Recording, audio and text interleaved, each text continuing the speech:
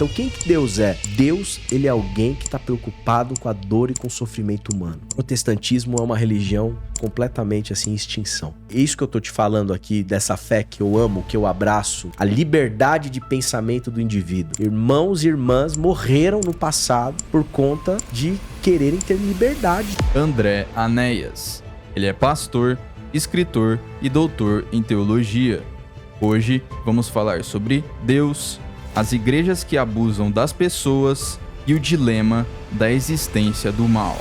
Então você ir para a igreja, pedir a bênção de Deus, significa você conquistar coisas materiais aqui na terra. A lógica do evangelho não é sobre você receber, é sobre você partilhar, é sobre você ser generoso. A esmagadora maioria de todo mundo que eu tenho recebido lá, tenho conversado, que tem se tornado membro da comunidade, magoada e ferida com esse sistema religioso. E machucada, manipulada pelo pastor, explorada. Então não tem barganha, não tem lógica de barganha. Eu não compro Deus, eu não consigo manipular Deus. Eu já sei que eu sou amado por Deus. Dentro do movimento fundamentalismo, você tem aqui um oceano de hipocrisia, muitas vezes. É fácil você ser hipócrita dentro desse tipo de lógica, né? E o pior crime que pode acontecer para uma comunidade que vive dentro de um lugar, né, em que o sistema de pensamento é rígido, pior crime não é o crime moral, não é o crime ético, é o crime de pensamento.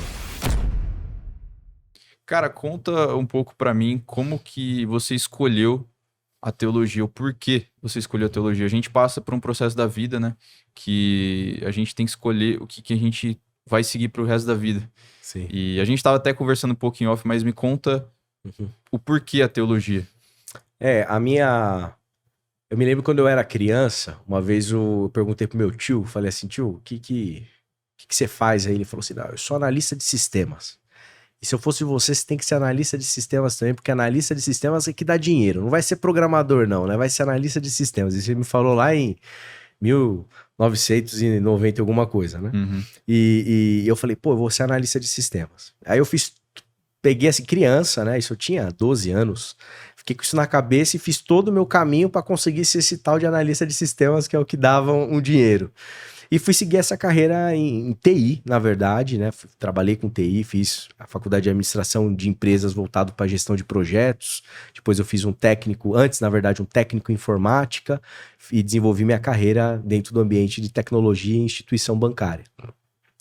Em meados de 2008, o que acontece que me faz ter essa virada?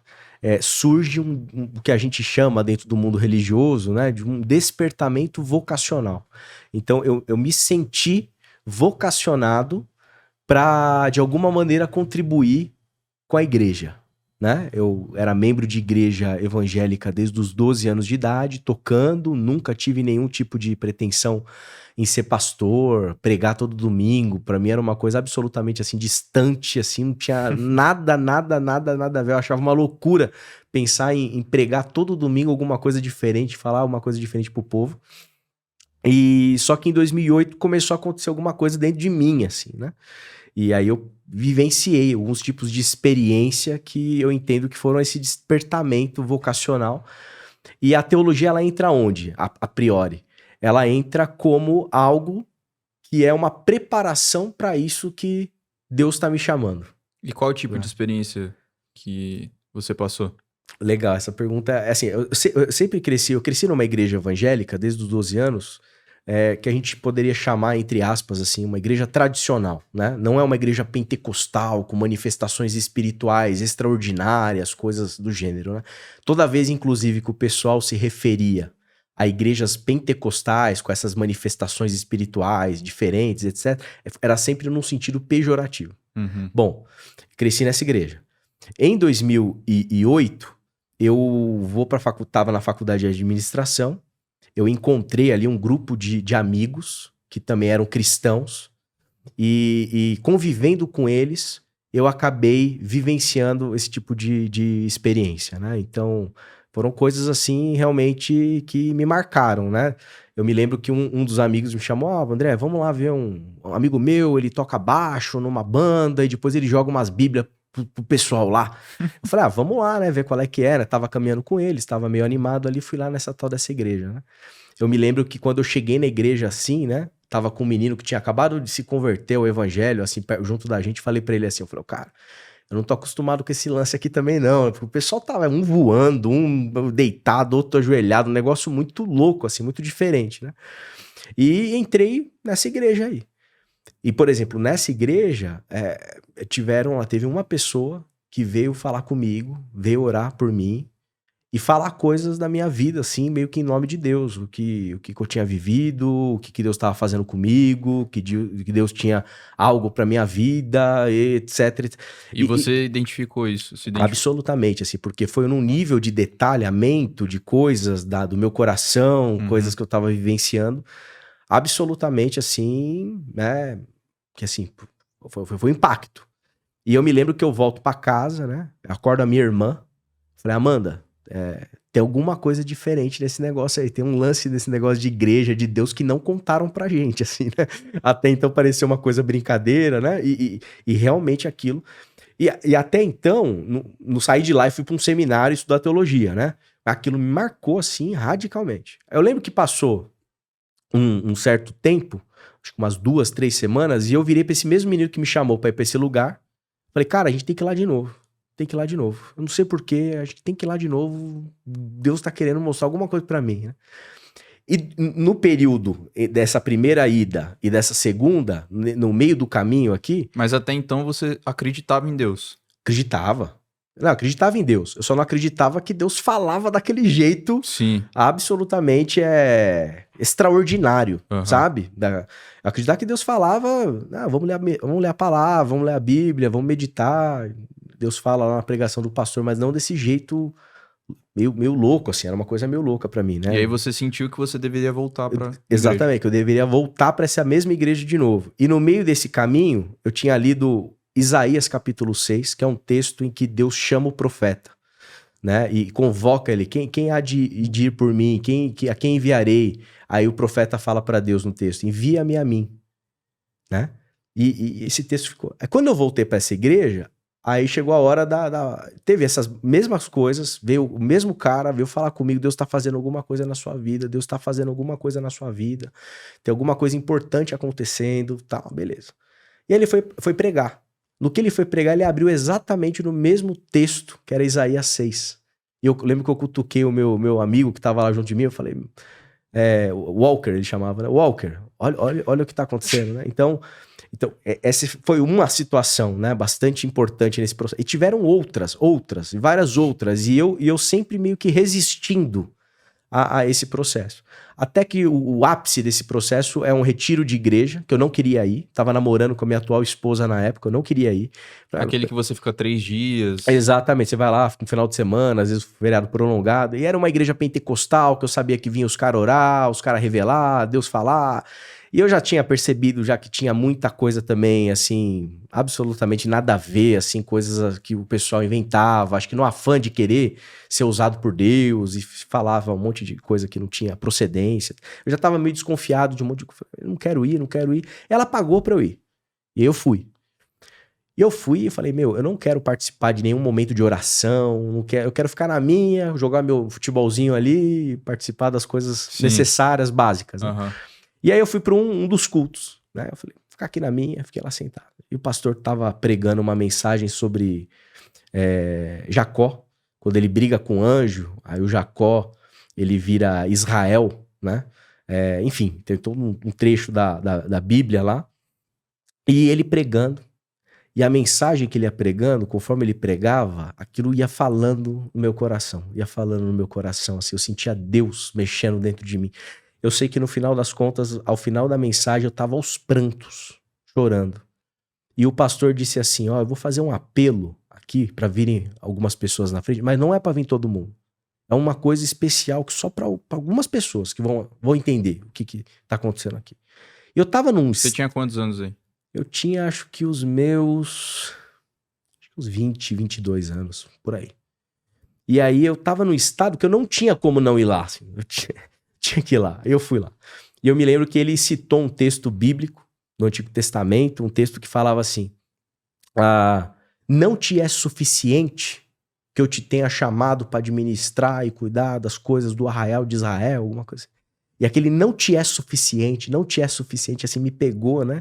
Como se eu tivesse ao longo do tempo resistindo e meio que Deus falou, não te é suficiente. Sou realmente eu. Entendo. Numa conjuntura de... A partir dali, eu tive certeza absoluta que o meu caminho era outro. Né? E aí, desse processo, tem um outro retiro de igreja, da minha igreja agora. Mas assim, pra eu entender, cara, como que é isso? Você escutar algo e se identificar? Explica essa sensação, assim. Isso é importante, porque não é um escutar audível. Certo? Não é que Deus apareceu pra mim e falou assim, que nem eu tô falando com você. Né? Não é que um anjo apareceu pra mim. É uma coisa de você sentir no coração, na sua própria subjetividade. É um lance místico. Pausa rápida aqui. Eu estava vendo as métricas do podcast e observei que 77,3% das pessoas que assistem o canal não estão inscritas. Você não sabe o quão importante é a sua inscrição. Os convidados que vêm aqui, eles olham muito para a métrica dos inscritos. Então, você estar se inscrevendo agora vai estar ajudando muito a gente estar melhorando o conteúdo cada vez mais, estar trazendo cada vez mais convidados. Então, obrigado de coração e de volta ao podcast. Sabe? Que a linguagem não dá conta de você entender. Tanto é que eu não saí de lá desse processo dizendo assim, agora eu vou pro seminário, agora eu vou estudar, e agora eu vou virar pastor, e agora eu vou ser pastor de igreja local, e agora eu vou ser professor de teologia. Tudo foi acontecendo. Não, tudo vai acontecendo. Eu sei que Deus tá me chamando pra alguma coisa que eu não sei exatamente como é, não sei como vai ser, não sei o que vai acontecer comigo, não sei um monte de coisa. Eu mais não sei do que sei. Mas o que eu sei é o suficiente pra poder me jogar nesse lugar, assim, né? É meio que se jogar num negócio escuro mesmo, né? Mas numa fé e numa confiança de que tem alguma coisa lá embaixo que vai te segurar. Sim. Né? Então, é mais ou menos esse o tipo de... Depois estudando, né, até nível de mestrado, doutorado, espiritualidade, mística, etc., as coisas ficaram até um pouco mais claras para mim, para entender o que é essa subjetividade, o que é essa coisa de falar ao coração, de tentar tatear isso, né? Então, eu tava assim... Eu tinha uma convicção pela fé de algo que estava acontecendo dentro de mim, né? De que Deus estava me chamando para alguma coisa, mas também não sabia absolutamente nada de como que isso ia acontecer. E aí as coisas começam a se meio de alguma maneira se encaixar, eu vou tateando, vou vendo. Teve um pastor que pregou num retiro da igreja que eu cresci. Ele acabou de pregar, eu falei, vou falar com esse cara aí. Eu falei, pastor, é o seguinte, eu tô sentindo que Deus tá me chamando pra alguma coisa e eu queria me preparar. Eu não sei exatamente o que é, mas eu quero me preparar. Ele falou assim, o que você tá fazendo hoje? Eu falei, eu tô fazendo faculdade de administração. Eu falei, será que é melhor largar? Ele falou, não, termina a faculdade. Foi um conselho assim muito, muito sábio, na minha opinião, né? Termina a faculdade. Enquanto isso, vai fazer um curso livre de teologia lá na faculdade tal. E eu fui fazer um curso livre na faculdade de teologia que ele indicou, que era aos sábados. E aí eu fiz esse curso livre. Quando eu acabei a faculdade de administração, eu fui fazer o bacharelado em teologia. Então, a pergunta, né, original, né? Tudo isso para responder a pergunta, né? Como que a teologia ela entra? Ela entra inicialmente como o lugar em que eu me capacito e me preparo para algo que eu sinto que Deus está me chamando. Porque na minha cabeça, se Deus está me chamando, eu preciso entender teologia, preciso entender como que eu manejo melhor a Bíblia, como que eu leio o texto, como que eu faço exegese, conhecer um pouquinho de grego, um pouco de hebraico. Preciso me aprimorar tecnicamente para não virar um papagaio de pirata falando um monte de coisa que eu não conheço. Né? E você diria que, assim, depois dessa sua manifestação, epifania, seja o que a palavra, mas você sentiu que você ficou mais esclarecido depois desse acontecimento? Em que sentido? No sentido de que, qual que era, falando aqui uma palavra que eu não gosto muito, né, mas qual era o seu propósito, qual que era o sentido, assim, da sua vida? Ah, sim. Sim, eu sinto que sim. Isso, obviamente, não significa que ao longo do tempo a gente não tenha crises, né, de pensar caminhos, outras possibilidades, porque dentro desse mundo também tem bifurcações aí, né? Mas eu tenho uma radical convicção dentro de mim de que eu sou satisfeito, eu tenho uma sensação de plenitude, de paz interior. Entende? Isso não tem a ver com nem um pouco mesmo com questão financeira, isso não tem a ver com ter menos dor de cabeça, isso não tem a ver com ter menos trabalho, né? Comparando com aquela carreira de TI que eu desenvolvi até 2017. Muito pelo contrário, é muito mais dor de cabeça, é muito menos recurso financeiro, é muito mais insegurança, é muito mais instabilidade, a coisa é muito mais empreendedora. Acho que uma palavra que eu acho que talvez caiba, né? Porque uma coisa é um CLT, né? Numa empresa que você tem lá tudo organizadinho, Total. você sabe o salário quando vai pingar. Talvez no podcast seja meio parecido também, né? Né? Você sabe como que vai acontecer, final do ano você tem uma PLR que você sabe o que você vai poder pagar, a viagenzinha que você vai poder fazer. Tá tudo Não, o organizado. podcast é o contrário disso, no caso. Então. Tá tudo meio escrito nas estrelas, assim, digamos assim, o mundo do CLT, né? E longe de mim aqui demonizar CLT, né? Com todo absoluto respeito ao CLT. Entretanto, nesse universo a coisa é muito mais nebulosa. Mas mesmo assim, a sensação que eu tenho... Eu falei isso pra minha esposa esses dias. A sensação que eu tenho, eu falo assim, nossa, eu sou livre. Uma sensação de liberdade, de plenitude, sabe? Então assim, eu saí hoje da minha casa e vim aqui gravar um podcast com você, assim, pra falar sobre essas coisas. Sinto radicalmente realizado. Então, puxa vida, não poderia estar mais feliz do que esse rumo. Então há essa sensação de plenitude, de satisfação, de propósito, de dever, enfim. Qual que é a sua religião hoje, cara? Cara, eu sou evangélico, mas eu particularmente por conta da dificuldade, né, em definir o que é ser evangélico, tem muita coisa dentro desse saco aí. Eu acho que é mais razoável dizer que eu sou protestante. Essa é o tipo de fé que eu professo, né? Uma fé protestante. Por que você escolheu o protestantismo? Você acha que você escolheu, ele te escolheu, mas por que ele dentro de centenas de religiões que tem no mundo? Eu acho que é por conta da família, né? Sem dúvida nenhuma. Porque eu cresço numa família em que meu pai, ele é um católico não praticante, e minha mãe é de igreja batista, batizada na igreja batista, mas que não frequenta igreja, né? Então eles se casam, nenhum frequenta a igreja do outro, só que a influência, acho que da minha mãe em relação à matéria de fé, ela predominou por conta das conversas, de me levar para a igreja de vez em quando eu era criança, a preocupação em relação à minha fé, etc e tal, né? Então teve isso. Aí quando os meus pais, eles acabam via um encontro de casais de uma determinada igreja, indo para a igreja evangélica, eu vou junto, com 12 anos.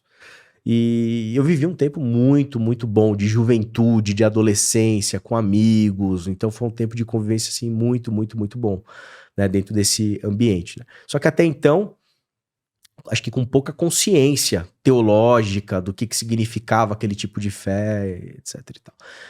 Com o passar do tempo, né, eu acho que tem um elemento experiencial, né, de você experimentar Deus nesse processo, se sentir perdoado, se sentir, sabe, abraçado por Deus, como esse Deus Pai que Jesus revela, experimentar esse amor divino, sabe, ser saciado do ponto de vista dessa transcendência que Deus promove na nossa vida, né?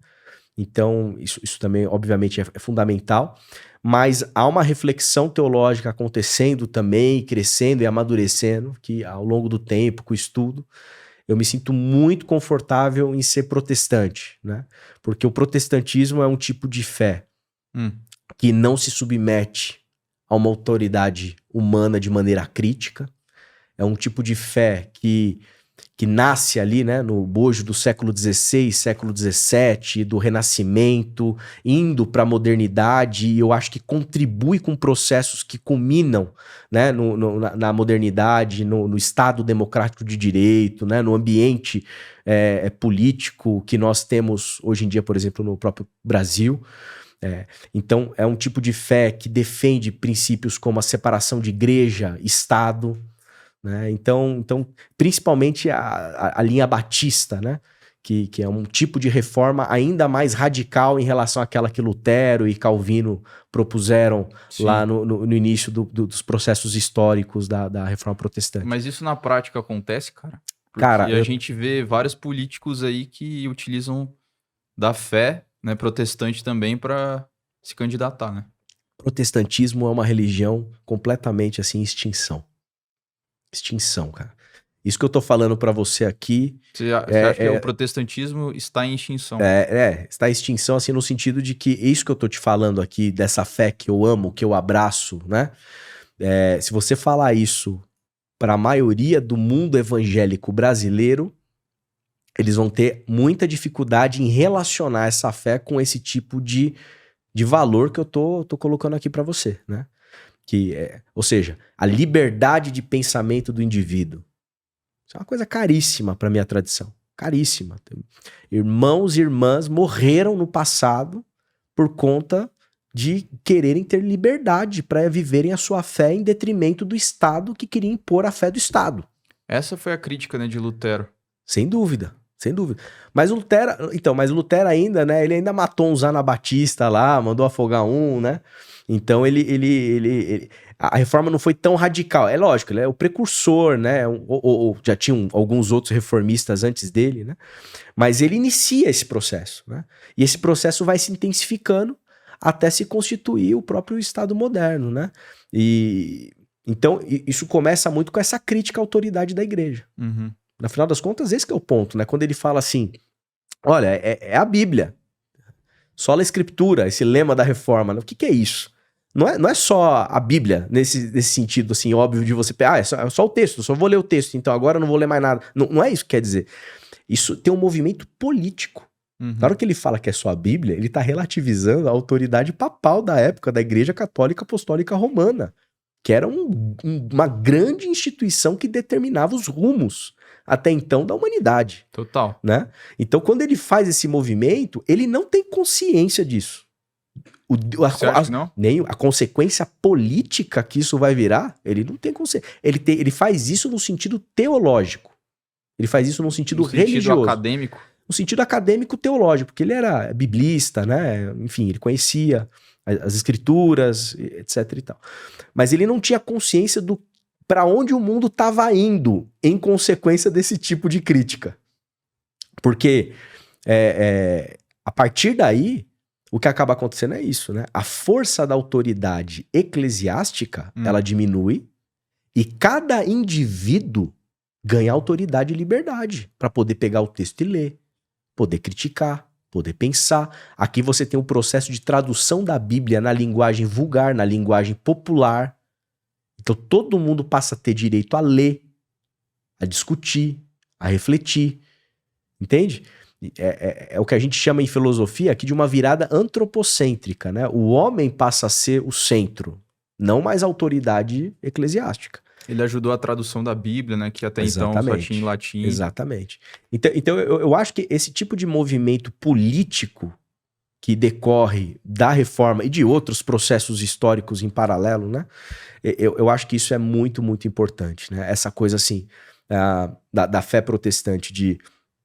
Eu não vou me submeter a uma autoridade, seja ela qual for, de maneira crítica. Interessante, André. É por isso que a gente valoriza, os batistas, por exemplo, valorizam muito a democracia.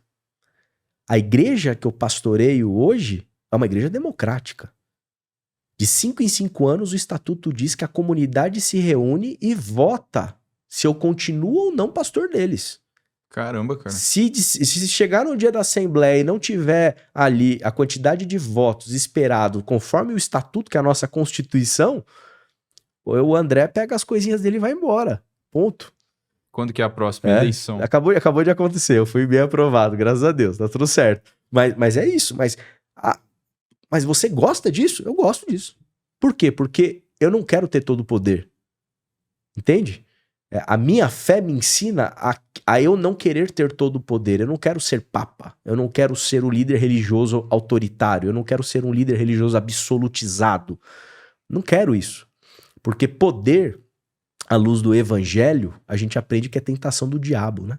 O diabo chega para Jesus no deserto e diz para ele assim, ó, se prostrado me adorares, te darei todos os reinos desse mundo. Por que os protestantes não acreditam na autoridade do Papa, cara? Cara, porque eles entendem que aí tem todo um contexto histórico, obviamente, do século XVI, porque tem todo um problema da questão da venda das indulgências, tem toda uma questão de um tipo de doutrina que leva o povo a comprar coisas para garantir que os seus parentes falecidos eles saiam do purgatório e vão para o céu. Tudo isso a partir de um esquema de arrecadação de recurso para Roma com interesses institucionais, né? Então, o Lutero está muito, muito, muito invocado com o Papa por conta disso, tá certo? Isso lá no contexto do século XVI, né? Tem até o João Tetzel, né? Que é um cara que convivia na Alemanha ali de Lutero, que era representante de Roma lá para poder vender as indulgências, lasca da cruz de Cristo, coisas do tipo, né? Ele fala assim, ó, conforme a moeda cai no cofre, o seu parente ele sai do purgatório e vai pro céu, coisas assim, né? Tinha alguns slogans lá, né? Que aconteciam. Então Lutero ele fica enfurecido por conta dessa questão, né? Essa crítica, né? E aí qual que é o ponto? Porque não é que não gosto do Papa, né? Eu gosto muito do Papa Francisco, né? O Papa Francisco hoje eu acho um Papa excelente, né? Agora o problema é que, como protestante, né, há uma dificuldade em você se submeter a um tipo de organização eclesiástica, um tipo de organização religiosa, cuja estrutura é hierárquica, piramidal, e você tem um líder supremo nessa estrutura. Mas né? no protestantismo, teoricamente, é diferente, mas na prática não é a mesma coisa? Porque é um pastor fazendo uma provocação aqui, viu, André? Claro, claro. Mas assim, tem um pastor e tem o povo que frequenta a igreja. O povo que frequenta a igreja, pela minha visão, dificilmente o cara interpreta a Bíblia da forma dele, né? De forma crítica e tal. E sim, ele escuta o pastor pregando e puxando para um enviesamento ali, de certa forma, sim, e passando pro ouvinte ali, né? Você tá certíssimo. Predominantemente é isso que acontece, né? Predominantemente, esse mundo protestante, esse protestantismo, né? Principalmente o protestantismo que vai se tornar esse movimento evangélico brasileiro que a gente tem hoje, né? Predominantemente são instituições que não conseguem vivenciar a sua própria fé ou se organizar sem algum tipo de hierarquia, algum tipo de elemento que substitua esse tipo de autoridade. Então, há quem faça esse tipo de crítica, né? Que o protestantismo, na verdade, é um monte de pequenas cúrias romanas, só que cada um com seu papa, né? Entendi. Então, tem um monte de papa, tem um monte de... Então, não à toa, quantas denominações protestantes evangélicas... Milhares, né? Milhares. É incontável. Do ponto de vista acadêmico, fazer um censo para organizar isso, identificar... se tornou impossível. De tantas... que existem. E por que existem tantas, cara? Ótima pergunta. Eu penso que dentro de uma perspectiva romântica do protestantismo, talvez alguém responderia o seguinte: não, tem tantas porque é a liberdade de interpretação, por isso que tem tantas. Então a liberdade de pensamento é que produz tantas. Rubem Alves, ele vai ser contra esse tipo de romantização e ele vai divulgar um outro. Ele fala que é justamente pelo fato da maneira de pensar ser rígida, ser sufocante, por conta disso aí que você falou, né? Esse mini papa que tá lá dentro daquela instituição que determina como as coisas vão ser, como você vai pensar. A coisa é tão rígida em termos de pensamento que é justamente por isso que o cisma acontece, que o racha acontece. Então, assim... eu sou tão rígido na maneira de interpretar a Bíblia que se eu discordo de você em pontos completamente secundários, sabe? Da matéria de fé, essa rigidez me leva a romper com você e abrir a minha denominação, a minha vertente. De tão forte que é esse tipo de sistema de pensamento, né? Então, eu acho que essa resposta é a mais adequada. É por isso que a gente tem tantas... por isso que a gente tem tanta igreja, por isso que a gente tem tanta denominação. Mais recentemente, a gente pode colocar outro ingrediente nesse processo, né? A questão mercadológica. Né? Então, é uma questão de concorrência, né? Business. É business. Sem dúvida nenhuma. Sem dúvida nenhuma, é business, né? Eu me lembro, na época de seminário, o professor contando pra gente que um rapaz chegou pra ele, sentou com ele pra tomar um café e falou, pô... Assim, ó, eu tô vendo esse negócio de igreja aí, eu tô pela minha conta aqui, ó, eu tô vendo aqui, ó, um aluguel custa tanto, cadeiras custa tanto, um equipamentozinho de som, microfone e tal, tal, tal. O dízimo, a oferta que eu vou pedir nos 7 cultos que eu vou fazer durante a semana, tal, tal, tal. Cara, isso aqui é um baita de um negócio, meu. Mestre, como que eu abro uma igreja? O professor virou pro cara e falou, pelo amor de Deus, cara, você não sabe, piedoso, né? Você não sabe o que você tá se metendo, não faça isso, né? Não é assim que funciona, tal. Mas na prática, é isso que infelizmente, né, é o Brasil contemporâneo, né? Há um mercado religioso no mundo evangelical violentíssimo, agressivo, cheio de concorrentes, inclusive com instituições, né, tão bem articuladas que você cria franquias. É tipo um McDonald's espiritual que você vai abrir. Como que é essa rede? Tem marca, né? Então você tem uma coisa acontecendo recentemente que é assim, né? Igrejas pequenas de bairro que vão sendo abertas, né? Elas estão sendo meio que engolidas por igrejas que têm grife. Igrejas que têm impacto midiático, o pastor conhecido, o pastor é famoso. Tem um branding, exatamente. E essas igrejas vão chegando nos ambientes mais periféricos, engolindo as pequenas igrejas. Porque você chega lá com dinheiro, estrutura, branding, como você falou, né? A marca, a estética, o pastor bem treinado para estar lá para fazer a magia acontecer. Quer dizer, da mesma forma que a Apple tem uma autoridade, né, que faz ela vender mais iPhones, iPads e tal, por um preço maior, as igrejas têm também esse brand, né? Com certeza. Com certeza.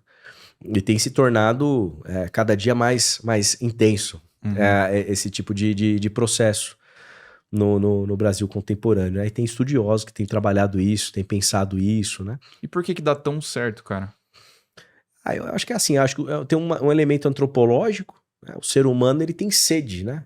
Por algo, né? Sede por transcendência, né? Então eu acho que há uma busca natural do ser humano por esse algo a mais, tá certo? Então eu acho que a religião, de maneira geral, embora alguns tinham decretado a morte dela, erraram feio, né? Ela não morre, né? A religião não morre. A religião tá aí.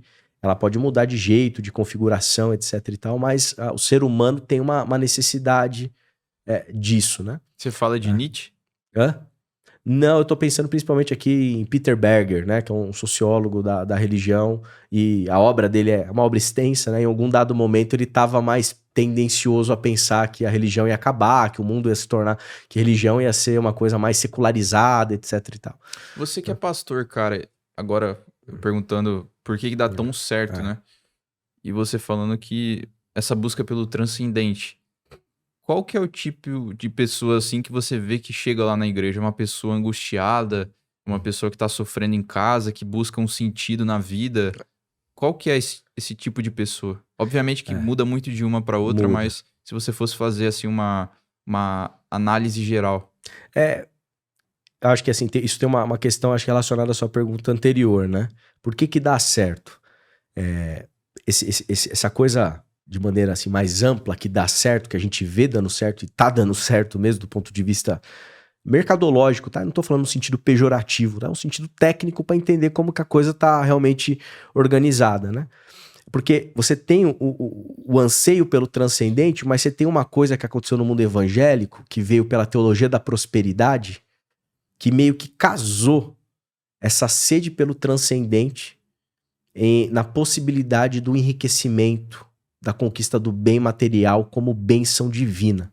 Então você tem uma combinação religiosa e econômica, né? Então, digamos assim, que o sistema capitalista neoliberal, ele está casado com esse sistema religioso de alguma maneira, né? Então você ir para a igreja, pedir a bênção de Deus, significa você também você conquistar coisas materiais aqui na Terra, né? Então, esse casamento aqui, que inclusive isso mais recentemente vai se tornar a teologia coach, não sei se você já ouviu falar nisso, né? Tem até o Ranieri Costa, que escreveu um livro agora recentemente sobre as teologias coach, né? Fez uma análise de pregadores que são coach, que é uma nova roupagem dessa teologia da prosperidade, né? Você tinha a teologia da prosperidade, sabe? Aquela coisa meio malafaliana, aquela Seria coisa... aquele cara que faz palestras, vende cursos então. e puxa a imagem de Deus. Isso. Antigamente tinha essa coisa mais malafaliana de pedir dinheiro na TV, não sei o quê, pra você ter fé. Era uma coisa meio feia esteticamente até assim, né? Mas, enfim, tinha uma aderência ali, né? Tinha uma demanda por esse tipo de coisa, né? Mais recentemente, veio essa estética mais coach, essa coisa mais motivacional, mais empreendedora. Você vai ativar Deus, você vai conseguir fazer, sabe? Você vai conquistar o seu primeiro 1 milhão, você vai ter independência financeira e Deus vai te abençoar. Então, o discurso religioso e o discurso do sistema econômico, eles estão combinados aqui, né? Acontecer. Então, isso dá muito certo, porque o sistema que a gente vive é um sistema da propaganda, é o sistema do branding, é o sistema agressivo do mercado, tá certo? A gente vive uma sociedade de mercado. O dinheiro, né, Cauê, não sei se você concorda comigo, ele dita muito o ritmo, né, da nossa vida, ele dita os nossos valores, ele dita, ele define se eu tomo um café com você ou não. O que eu ganho tomando um café com você? Exato. O sistema de recompensa. Sistema de recompensa. Então, esse tipo de religião evangélica, com essa teologia da prosperidade, essa teologia coach, ela conseguiu casar esses elementos aqui. Então, eu acho que isso faz dar certo. O cara passa lá, vê na igreja que tem uma roda gigante, que tem uma praça de alimentação, ele vê lá que tem um lugar para deixar a criança dele, absoluto, assim, um negócio de primeiro mundo. Vê lá que tem um telão de LED gigante. Toda essa estética, essa grana, na verdade, que tá colocada lá para fazer aquilo ser um show, um negócio, né? Que eles vão chamar, tem que fazer com excelência para Deus, etc. No final das contas, é grana que tá lá. Isso atrai, né? Aí você junta tudo, né? A sede por transcendência, a vontade de ficar rico, de prosperar, de ter estabilidade financeira. Agora um Deus que vai me abençoar se eu for fiel, se eu for no culto, se eu fizer a campanha, se eu der o dinheiro, ele vai me dar também, não sei o quê. E isso aí dá certo. Vamos para minha igreja agora. A minha igreja não, a comunidade de fé que eu pastorei. Na comunidade de fé que eu pastoreio, não tem isso. Não tem isso. O orçamento nosso é peanuts, perto de todos esses caras. A oferta, a contribuição mensal dos irmãos que se reúnem ali, eu tô falando de 150 pessoas, e a gente faz a comunidade de fé acontecer ali dentro dos nossos padrões, né? Não tem telão de LED, é uma câmera chinesinha que a gente comprou parcelado em 10 vezes, suando no meio da pandemia para tentar entregar algo razoável para a comunidade. Né? A câmera é boa, né? Que bom. Mas é isso, né? São os caminhos mais acessíveis, uma coisa simples, e a gente está tentando... A gente não vai por esse caminho dessa lógica da prosperidade, a gente critica esse tipo de espírito de tempo, de época que a gente vive, a gente critica essa lógica em que o dinheiro, que biblicamente Jesus vai chamar de mamon, de uma potestade, de algo perigoso, a gente considera isso e leva isso a sério. A gente incentiva um estilo de vida simples, a gente incentiva, né, a comunhão fraterna entre os irmãos e as irmãs, a gente incentiva o amor ao próximo. A gente, na pandemia, por exemplo, a gente deu oferta para os irmãos da igreja. A gente falou assim, ó, vamos fazer o seguinte, a gente tá dando quantas cestas básicas por mês? 12, muito pouco, precisa aumentar para 50. Tá bom, como que a gente aumenta para 50? Recurso, quanto custa, tal, não sei o que. Conseguimos uns irmãos lá dos Estados Unidos, mandaram $1.000 pra gente por mês para ajudar. As 50 viraram 100 cestas básicas. E aquela família que vai ficar constrangida porque tá precisando de coisas, às vezes íntimas, uma mulher que tá precisando de coisas íntimas, não tem dinheiro para comprar, porque perdeu o emprego, porque não pode sair de casa, porque o marido também não tem dinheiro. Como que a gente vai fazer? Vamos mandar junto com a cesta básica um envelope com valor. Como que a gente vai definir isso? Vamos definir os tamanhos das famílias. Homem, mulher, família P. Casal mais um filho, família M. E vocês mais têm de 3 dados? A gente mapeou isso tudo. A gente entregava a cesta básica com envelope e dava oferta pros irmãos da igreja. Ao invés de ministrar a oferta. Exatamente. Tá entendendo como é diferente? A lógica, né? A lógica do evangelho não é sobre você receber, é sobre você partilhar. É sobre você ser generoso. É sobre você identificar quem que tá fraco. dentro daquele contexto, daquela sociedade, e é esses que a gente tem que cuidar. Então é uma lógica inversa. Aí o que acaba acontecendo? A partir de tudo que é pregado, de tudo que é ensinado, de tudo que está divulgado dentro do ambiente de mídia social, a pessoa que está procurando uma igreja e cai lá, e procura, e gosta, e está interessada e vem para a nossa comunidade, é uma pessoa normalmente, viu? Assim, a esmagadora maioria de todo mundo que eu tenho recebido lá, tenho conversado, que tem se tornado membro da comunidade, magoada e ferida com esse sistema religioso. É mesmo, cara? Tô falando pra você assim... Em que sentido, assim? Sentido de machucada, manipulada pelo pastor, né? Líderes... Se sentiu explorada. Explorada, frustrada. Dá um exemplo, assim, sem citar nomes e tal. Olha, um exemplo. Teve uma vez que eu preguei uma mensagem recente. Preguei uma mensagem sobre graça. Graça é um conceito teológico, né? Que é a salvação. A salvação é pela graça, a gente ensina, né? O que significa isso? Significa que graça é um presente merecido. Não tem nada que o Cauê possa fazer para comprar Deus. Não tem o que o Cauê possa ser que vai fazer com que Deus olhe pro Cauê e fale assim: Cauê, eu te amo. Ele te ama já, a priori, pela graça dele. Entende? Então não tem barganha, não tem lógica de barganha. Eu não compro Deus, eu não consigo manipular Deus. Eu já sei que eu sou amado por Deus. Eu tava pregando sobre isso, dei um exemplo até de uma fala de uma atleta das Olimpíadas, que ela ganhou uma medalha, ela falou assim: eu mereci.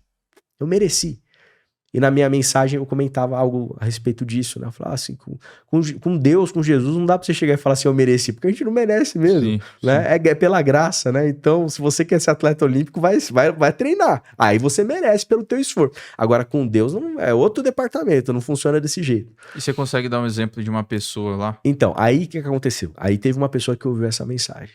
Ela era de uma dessas grandes instituições evangélicas. Ela me procurou, ela falou assim, ela já era batizada nessa outra instituição e estava querendo se tornar membro da nossa instituição, né? E aí ela falou para mim assim, pastor, eu quero me batizar de novo. Eu falei, isso não é habitual, né? Normalmente a gente não, você seria recebida pelo que a gente chama de aclamação. Os irmãos vão votar por você se tornar parte da igreja, né? Agora, se batizar de novo, mas por quê? Porque o Deus que você pregou não era o Deus que eu aprendi a vida inteira na outra igreja. Cara, isso é um negócio radical. Radical. É um tipo de pessoa que está passando por um processo de desconstrução de coisas assim que eram elementos que sustentavam a alma dessa pessoa. Tá entendendo? E ela teve um choque. Ela falou assim, o Deus que eu acreditei, o Deus que eu servi, o Deus que eu falava, o Deus que eu experimentei, tudo que eu experimentei, não é o mesmo Deus que você pregou hoje. É outro Deus. Então, é esse tipo de gente. A gente que chega e fala assim, olha, não aguento mais o sistema religioso do jeito que tá. Sabe? Esse moralismo, essa politicagem, tem a questão política também, ideologizada, partidária, essa coisa que ser evangélico se tornou quase sinônimo de ser de extrema direita. Então, o pessoal cansou disso. Então muitas das pessoas que se aproximam da nossa comunidade se aproximam por quê? Porque vem um ambiente minimamente saudável para você vivenciar uma experiência de fé, para você crescer em espiritualidade, poder compreender o texto bíblico, poder participar. Vou dar outro exemplo para você. Teve um rapaz, eu faço normalmente, às vezes, um café da manhã para quem tá interessado em conhecer a igreja. Aí eu vou lá e explico. Aos domingos? Aos domingos de manhã, né? Não são todos, mas de vez em quando eu faço esse café. Eu falo, ó, você tá interessado em conhecer como funciona nossa filosofia, nossa maneira de pensar, o que é ser batista? Vem tomar um café com a gente. Aí tava lá no café. Aí tem um dos pilares da nossa comunidade é reflexão. É espiritualidade, reflexão e imitação. Aí, quando eu tava falando sobre reflexão, eu tava falando o seguinte, aqui a gente tem liberdade para pensar. Você vai participar de uma escola bíblica lá, de um ambiente educacional nosso, em que a gente vai estar falando sobre Bíblia, expondo algum... Você pode levantar a mão e fazer pergunta. Você pode perguntar o que você quiser. Se o professor não souber, ele vai falar para você que ele não sabe. E tá tudo bem não saber. Ninguém precisa saber tudo. E na medida do possível a gente vai ver, vai pesquisar e vai tentar. Bom, moral da história, um rapaz levanta a mão, fala assim, eu tô há não sei quantos anos sem ir na igreja, né? Falei, por quê? Não, porque eu me lembro que eu frequentava uma instituição em que eu fui tava tendo aula de biologia, alguma coisa na USP, e lá estavam falando sobre a quantidade de espécies de animais que existem. E eu percebi que são milhões, deu um número lá absolutamente alto, assim, né? De quantidade de tipo de animais que existia, de espécies que existiam. E eu fui lá pra igreja no domingo, o pastor tava falando sobre a Arca de Noé, que os animais entraram na arca. Eu levantei a mão e perguntei pro pastor. Falei, pastor, tava lá na USP, lá os caras falaram que são milhões. Não cabe no barco, né? Aí o Você não é criacionista. Hã? Você. Cara, eu diria pra você o seguinte, eu não tenho eu não misturo a questão de religião com ciência. Pra mim o texto bíblico ele não tá falando de ciência. O texto é um texto religioso, é um texto teológico, não é um artigo científico. Sim. Então, se o texto está dizendo que Deus criou o mundo em 7 dias, para mim é absolutamente tranquilo que não sejam 7 dias do ponto de vista físico, biológico e químico. Isso não abala em nada a minha fé, cara. Nada. Para mim não tem nada a ver uma coisa com a outra. Entende? E aí você questionou o cara em relação Não, daí o cara, quando ele fez a pergunta pro pastor, o pastor, o que ele falou? Ele deu uma carteirada. Falou, você tem que crer, pela fé, tá escrito na Bíblia. Aquilo bugou o cara. Falou, desculpa, tchau. Ele foi embora, nunca mais voltou pra igreja. Anos e anos, até aquele café da manhã ali. Eu falei, aqui você pode questionar isso, não tem problema nenhum. Né? Então, existem teólogos, né? Muito conceituados. Quer dizer, o cara questionou e pronto. Né? Já era. Percebe? Porque você tem um sistema ali de pensamento em que a teologia é uma coisa meio Idade Média, sabe assim? Né? Em que você não tem flexibilidade para pensar, né? O pastor poderia, no mínimo, talvez se não tivesse o repertório, né? Eu falar pro rapaz, né? Olha, veja bem, não há problema, né? Eu não sei te responder exatamente, é uma questão importante, eu vou tentar pensar um pouco sobre isso aí, meu amigo, né? Enfim, mas é a carteirada, é o silenciamento, você não pode pensar em outra possibilidade, né? Porque senão você coloca todo um sistema de crenças em xeque. Isso é bizarro, cara. É bizarro. Então, eu não tenho dificuldade nenhuma em separar uma coisa da outra, cara. Uma coisa é ciência, cara. Ciência, né? É claro que a gente tá falando de teorias, né? Ninguém voltou, né, no tempo, numa máquina do tempo para poder fazer a análise exata. Mas assim, é muito razoável, né? Todos os dados, toda a maneira de datação, né? Então, eu não sou cientista também, eu tô aqui falando de coisas que não é minha praia, né? A praia é teologia. Mas, do ponto de vista científico, eu tô muito em paz, cara. Aquilo que os cientistas, eles colocam, né? Para mim é muito razoável. Espero que ensinem isso para minha filha na escola, né? Não espero que fique ensinando que o mundo foi feito em 7 dias literais, né? Isso para mim, assim, é inadmissível, né? Esse tipo de confusão, né? Que é uma confusão que é o nascedouro do fundamentalismo, né? Religioso, fundamentalismo protestante no finalzinho do 19 para o 20 nos Estados Unidos, né? É uma questão bem recente, né, esse fundamentalismo. Muito recente. Que é uma reação às teologias que a gente chama de teologias liberais ou uma teologia crítica, principalmente vinculada à crítica ao estudo do texto bíblico. Porque do 19 para o 20, muitos teólogos estavam usando todos os recursos técnicos de análise textual aplicados à Bíblia. E aí, esse movimento fundamentalista, ele nasce para reagir a isso, para defender, né, conceitos bastante radicais em relação às escrituras, no sentido de que ela é infalível, inerrante em matéria de todo tipo de verdade que ela tem para dizer, inclusive em questões históricas, científicas, físicas, etc, etc, etc. Para mim isso é uma maluquice, isso daí a Bíblia, né, para mim, né, é uma coisa muito importante para minha tradição. Sola Escritura, a gente estava falando antes, né? Então, é um símbolo de fé caríssimo. Caríssimo. Agora, ela não precisa ser mais do que ela é para ela ser importante para mim. Sim. Entende? Ela não precisa ser mais do que ela é para ela ser importante para mim. Então, saber discernir isso. E outra coisa, né?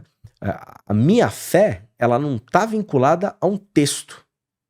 A minha fé, ela está sustentada em uma experiência que eu creio que eu tive com esse transcendente, com esse verdade. Deus, com essa divindade. É essa experiência que define. A de toda De pessoa. Exatamente, deveria ser. Mas o que o protestantismo, ele tem uma coisa que dá, aí é uma coisa importante, viu, Cauê? Para denunciar, que assim, eu fico todo lugar que eu vou, eu aproveito para fazer essa denúncia. Na verdade, essa lógica fundamentalista, literalista de leitura do texto, ela está usando todos os mecanismos metodológicos do racionalismo moderno aplicados em matéria de religião, para sistematizar esse conhecimento de modo que você define quem vai para o céu, quem vai para o inferno, não a partir da experiência, mas a partir de como crê, de como o pensamento é organizado. O Rumeus vai fazer essa denúncia também, ele vai falar assim, isso daí não é salvação pela graça, isso é salvação pelas obras. E você está falando do fundamentalismo protestante ou católico? Fundamentalismo protestante prioritariamente, mas se aplica a qualquer fundamentalismo, inclusive o católico. Né? Porque o fundamentalismo, o que ele nada mais é do que um modo de pensar tão rígido, tão engessado, que não pode ter nenhum tipo de dúvida penetrando esse sistema de pensamento. E quem que faz parte do grupo? Quem adere e compra o pacote. Sim. Se você não comprou o pacote, ou um dos pontos, você tá fora. E o pior crime que pode acontecer para uma comunidade que vive dentro de um lugar, né, em que o sistema de pensamento é rígido, o pior crime não é o crime moral, não é o crime ético, é o crime de pensamento. Você pensar diferente é a coisa mais perigosa que existe. Por quê? Porque o crime de pensamento pode colocar em xeque o sistema de pensamento que está construído. Ele pode pegar uma cartinha do baralho, do castelinho de baralho, assim, de cartas, e puxar e falar, opa, mas será que isso aqui não... É 1984, né, do George Orwell, não sei se... eu não cheguei a ler, né? Mas provavelmente é um insight que a gente encontra em vários autores, né? E por que, cara, que não é tão forte, né, o fundamentalismo? Ou é? Fortíssimo. É? Fortíssimo. Mas o que esses líderes das religiões ou práticas, não é uma religião, né, fundamentalista, é uma prática fundamentalista que fala? Não, é uma religião fundamentalista. Tá. E o que esses líderes... Sim, eles poderiam estar ganhando mais grana, na minha visão, se eles não tivessem fazendo isso. Pelo contrário. É? Pelo contrário. No business religioso, vamos lá, voltando ao mercado de novo. O que faz mais sucesso hoje, o que mais vende livro, o que mais tem congresso, views em podcasts, etc, etc. Se quiser, eu te indico uns caras pra você chamar aqui, você vai bombar, meu. Indica, cara, com certeza, no final. Mas o que mais gera movimentação são grupos de linha mais fundamentalista, atores religiosos de linha fundamentalista, que estão vendendo não esse papo que a gente está tendo aqui. Eles estão vendendo a verdade. O produto religioso que eles têm para entregar é a verdade. Sim. Então você vai chamar um cara aqui fundamentalista para falar sobre o Apocalipse. Se você me chamar para falar sobre o Apocalipse, cara, vai ser um desastre. Porque eu falar para você, cara, um texto complicado, um texto difícil, cheio de simbologia, um texto que o pessoal lá daquela época escrevia desse jeito, só para eles mesmos entenderem, para Roma não pegar eles e matá-los. Então é tudo cifrado, metafórico, simbólico. É mais difícil de engolir. É difícil de engolir, é difícil de estudar, é difícil de entender. A gente tem muito mais dúvida do que certezas. A partir do momento que você fala, tá na Bíblia, é verdade, é mais fácil. Então, não é fácil, tecnicamente difícil, né, etc. Bom, isso aqui sou eu falando. Aí eu e talvez outros biblistas que trabalham no texto falariam ainda com mais maestria, com mais do ponto de vista técnico. Aí você chama um fundamentalista para falar sobre o texto do Apocalipse. O cara vai te dar o cronograma do fim do mundo. O cara vai dizer quem que é o anticristo, que dia que ele vem, o que que vai acontecer, que ele vai te falar, ele vai casar o texto de 2000 anos atrás com o cenário geopolítico atual, global, ele vai falar de Israel, ele vai falar dos Estados Unidos, ele vai falar de Trump e Kamala Harris, ele vai falar sobre o Lula, do Bolsonaro, ele vai misturar tudo isso daí e vai fazer um negócio muito louco, vai te apresentar verdades e verdades e mais verdades. O que é mais interessante? Você achar que você você brincar de conspiracionista que sabe as verdades secretas, mais misteriosas, e você desvendou um livro dificílimo e pode te explicar de maneira cabal, com certezas pra você, ou um cara que vai chegar e falar assim, nossa, é difícil pra caramba estudar isso aí, viu? Dá um trabalho, nossa, e a gente consegue, sabe, descobrir algumas coisas aqui, mas no final das contas é um livro que gera esperança no nosso coração. É que na minha cabeça tava, tipo assim, eu pensando assim que não tinha muita gente que conseguia engolir isso, sabe? De que essa é a verdade absoluta e é isso, é ponto e acabou. É que tem um problema na modernidade que é uma espécie de um efeito rebote, Cauê.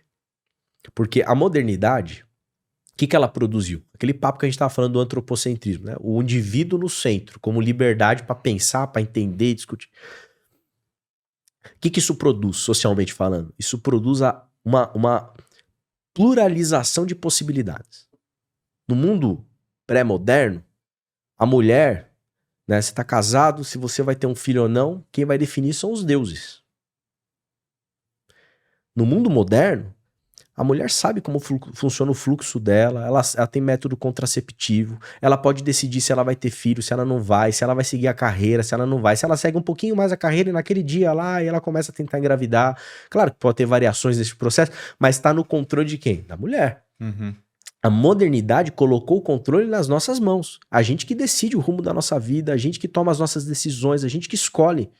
O mundo, ele ficou menos mágico na medida em que o conhecimento científico ele avança e a gente chega nisso. Então você tem possibilidades, você que escolhe a sua religião.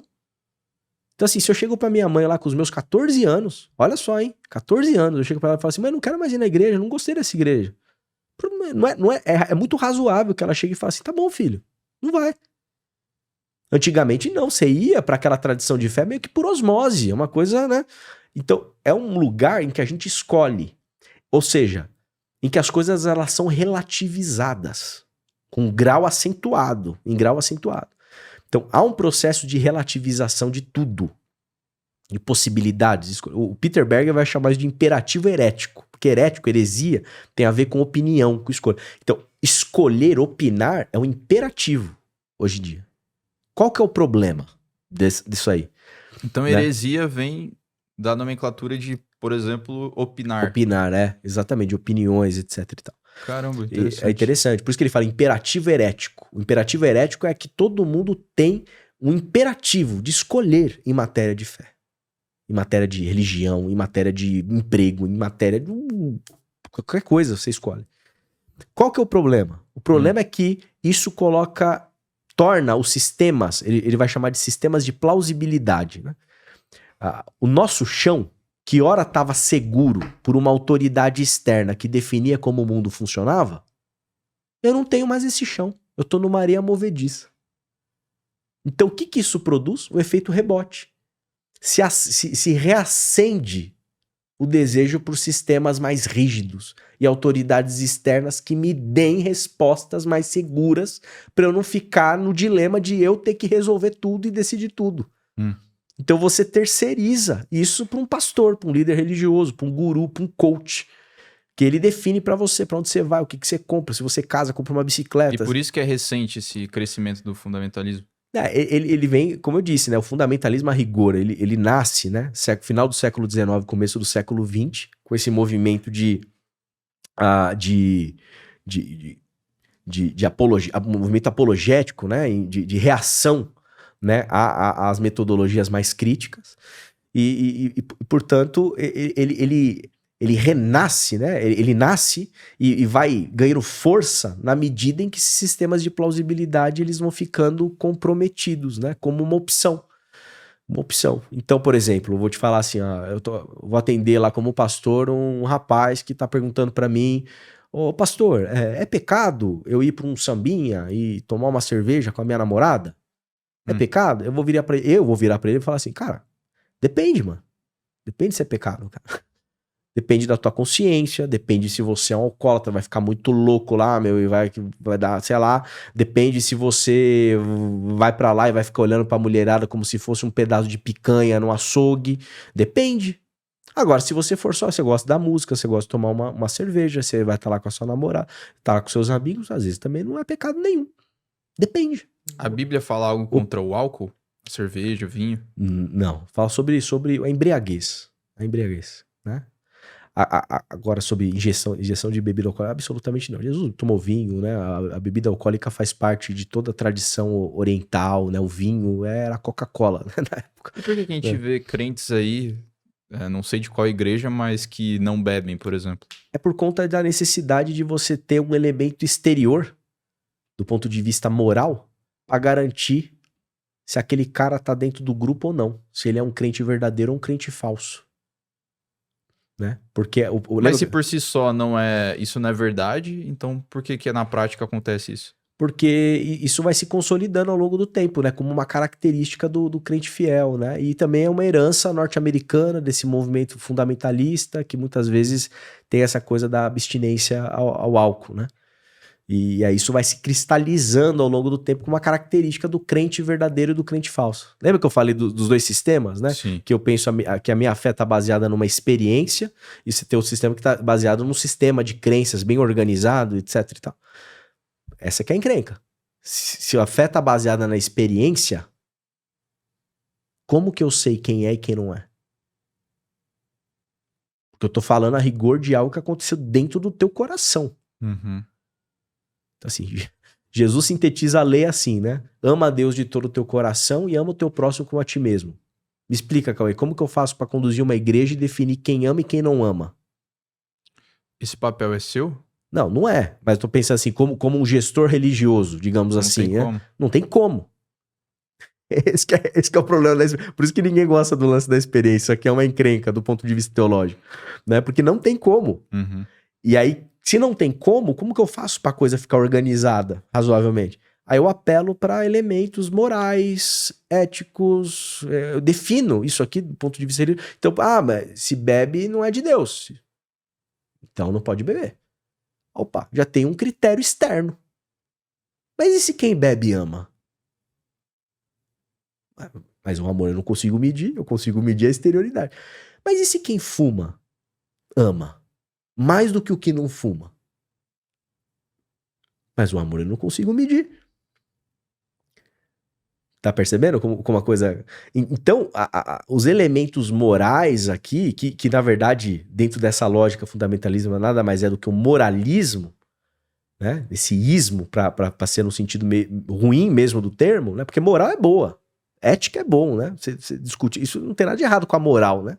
O problema é o moralismo, né? É você definir e medir um outro indivíduo a partir de critérios única e exclusivamente morais. Então, mas a moral é boa a partir do momento que a prática dentro da moral é boa, né? Sim. Mas é isso, né? Dentro do movimento fundamentalismo, você tem aqui um oceano de hipocrisia, muitas vezes. Sim. Né? Porque é fácil você ser hipócrita dentro desse tipo de lógica, né? Porque na Bíblia mesmo fala que... tem umas passagens lá, não vou saber falar exatamente, mas... que é mais fácil uma agulha passar não sei o que do que um rico entrar no céu. Aí o cara que tá pregando que a Bíblia deve ser seguida estritamente, tá acumulando riqueza, né? Exatamente. Então, isso aí é o que Jesus vai ensinar, né? A respeito do rico, né? Os discípulos mesmo se escandalizam, ficam, mas como é possível alguém então chegar num reino, né? Aí ele fala assim, é impossível para o homem, para Deus não é impossível. Ou seja, só uma experiência mística no sentido não de magia, tá? Não de copo de água do lado da TV para você orar e tomar depois que o pastor abençoa, né? Isso é um misticismo. Mística no sentido técnico dessa relação pessoal, esse contato direto entre o humano e o divino, entre o humano e o sagrado. É essa experiência aqui que é basilar para fundamentar, né, a nossa vivência, né? Então assim, só para voltar, né, no exemplo que eu tava dando do rapaz, né? É pecado ou não é pecado, né? Então, depende. Depende. Eu vou falar depende, né? O fundamentalista não vai falar depende. Vai falar que é por si só. Ele vai dar um sistema de regras do que pode e não pode, pode e não pode, pode e não pode, pode e não pode, pode e não pode. Entendeu? Porque daí você consegue controlar quem tá dentro, quem tá fora. E aí você chega pra argumentar com um cara desse. E você mostra a hipocrisia dele. O que ele vai dizer, cara? Cara, ele vai apelar pra todo o sistema teológico que tá criado. Entendeu? Ele vai apelar para todo um conjunto de ideias teológicas, um conjunto de interpretações bíblicas sistematizadas que para ele vão se tornar igual à palavra de Deus. Entendeu? Ele crê dessa forma, ele pensa dessa forma, ele raciocina dessa forma. E isso que é o detalhe que muita gente tem dificuldade de analisar o mundo evangélico e político hoje em dia, né? As pessoas, elas não simplesmente elas usam da religião para poder ganhar vantagem política no mundo brasileiro. Tá? Elas realmente acreditam naquilo. Então, se Será, elas. cara? Sim, cara. Você acha? Tenho certeza. Elas acreditam. Tem gente que não acredita, tem gente que usa das senhas religiosas com interesse político. Você diria que a maioria acredita? Acredita. A gente tá falando de gente que realmente... Gente que se tivesse a chance de implementar uma teocracia no Brasil... Caramba, implementaria. Implementaria em nome de Jesus. Porque eles acreditam que isso vai fazer bem pra nação. Que isso vai trazer bênção pra nação. Lembra que eu falei da dificuldade? Por isso que eu me defini como protestante. Eles não são protestantes nesse sentido que eu defini. São evangélicos. E claro que a gente não pode generalizar, né? Até preconceituoso da nossa parte, generalizar e falar que todo evangélico pensa assim. Mas há uma predominância desse tipo de lógica dentro desse mundo evangelical. E realmente há uma questão de fé dentro desse sistema. Aí talvez você me pergunte assim, poxa, e como que você faz para tentar destravar isso? Eu tenho, até na minha tese de doutorado, eu tentei propor algo com essa intenção. Eu acho que o caminho mais eficaz... Ou melhor, um caminho pouco eficaz é eu entrar no embate apologético. Não, você tem uma verdade, eu tenho outra verdade. A minha verdade é a verdade do meu protestantismo, esse bonito aqui que eu tô descrevendo pra você. Você tem que comprar essa verdade aqui em detrimento dessa. Se eu entrar nessa, eu perdi. Não tem jeito. O que eu faço? O que eu sugiro? Né? Eu chegaria pra pessoa e diria assim, olha, legal, você pensa desse jeito. Mas lembre-se, isso tudo que você pensa é uma interpretação. Não é a verdade. É uma interpretação. Você, como todo ser humano, interpreta a realidade. Eu vou sair desse podcast aqui, vou ligar pra minha esposa e falar assim, nossa, o podcast foi assim, assim, assim, assado. O Cauê vai falar com o amigo dele aqui, vai falar assim, não, pra mim foi assim, assim, assado. E não vai bater uma coisa com a outra, porque a gente... É uma interpretação. Uma interpretação. Quem tá ouvindo a gente tá interpretando o que a gente tá falando. Nós somos, como diz meu amigo Ricardo Quadros Gouveia, um cara bom pra você entrevistar, só que ele mora no Canadá. Mas ele fala assim que nós somos hermenautas, né? Somos seres que interpretam. A gente interpreta. Que vem da hermenêutica. Exatamente. E aí, eu diria isso. Falei, olha, você crê desse jeito, pensa desse jeito, mas lembre-se, essa é a sua opinião. É a interpretação que você fez do texto. E é muito mais difícil fazer isso, né, cara? Do que simplesmente aceitar de que aquilo é a verdade. Muito mais difícil. Muito mais difícil. Só que, como eu tô dizendo, o sistema da lógica fundamental depende da verdade. Tudo tá construído em cima da verdade. Não da verdade de uma experiência subjetiva, de uma verdade intelectual. É racionalismo puro. Essa é a denúncia que eu quero fazer. Isso aqui é racionalismo moderno. Só que com verniz de Deus, de Bíblia, piedade, teologia, etc. Mas é racionalismo. Porque tem linhas científicas, né? Tem, dentro da ciência, né? Da discussão a respeito do conhecimento científico, tem uma crítica que é feita a um cientificismo. Sabe cientificismo? Que acha que a razão é capaz de explicar absolutamente tudo que existe. Tem essa crise. O positivismo moderno também tem esse problema, né? A Segunda Guerra Mundial jogou assim, acabou um pouco com essa história, porque a gente viu que o nosso positivismo, a nossa razão toda, 2 bombas nucleares, né, em Hiroshima e Nagasaki. Ou seja, a nossa capacidade racional enquanto ser humano moderno, ela não é tão boa. Mas tem gente que tem esse afã de achar que a razão consegue explicar tudo. O fundamentalista acha a mesma coisa. Entendeu o que eu tô querendo dizer? Cara, mas no caso da Segunda Guerra, por exemplo, a razão, ela pode explicar o que aconteceu com as bombas, né? Não, sim, mas o que eu quero te dizer é que como mundo ocidental, europeu, que se vangloriou do iluminismo, do positivismo, da questão da razão humana, né? Como verdade, capacidade da gente resolver todos os nossos dilemas e problemas, etc. Não é suficiente. A nossa razão não consegue dar conta de tudo. Por exemplo, a democracia moderna mesmo, né? Eu sou democrata, pelo amor de Deus, eu defendo ela com unhas e dentes. Mas longe de ser um negócio, um ente divino que caiu do céu, né? Ela tem os seus problemas, tem sua dificuldade, tá lutando aqui para sobreviver democraticamente no Brasil. Então, a razão não dá conta de tudo. Mas o meu ponto de denúncia aqui é esse. É que racionalistas, no sentido moderno da coisa, e fundamentalistas, ambos são racionalistas. Ambos creem que a capacidade racional do indivíduo é capaz de dar resposta a tudo.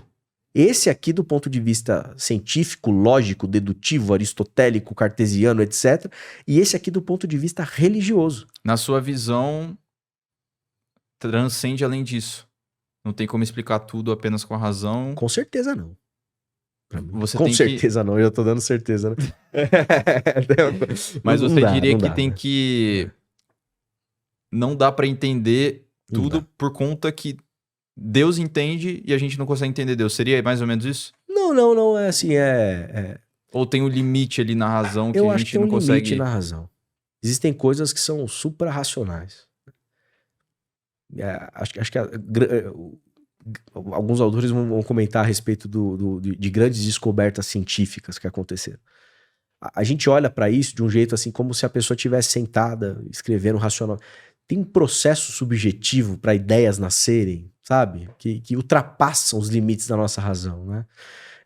Tem muito cientista junto num pub conversando e batendo papo para ter um insight, para imaginar, certo? Dá um exemplo assim de que a razão não consegue entender ali. A morte. Não consegue entender a morte. A gente morre. Né? A gente é limitado, né, em questão de tempo. Isso angustia o nosso coração. Como que a gente explica isso? A gente não explica, entende?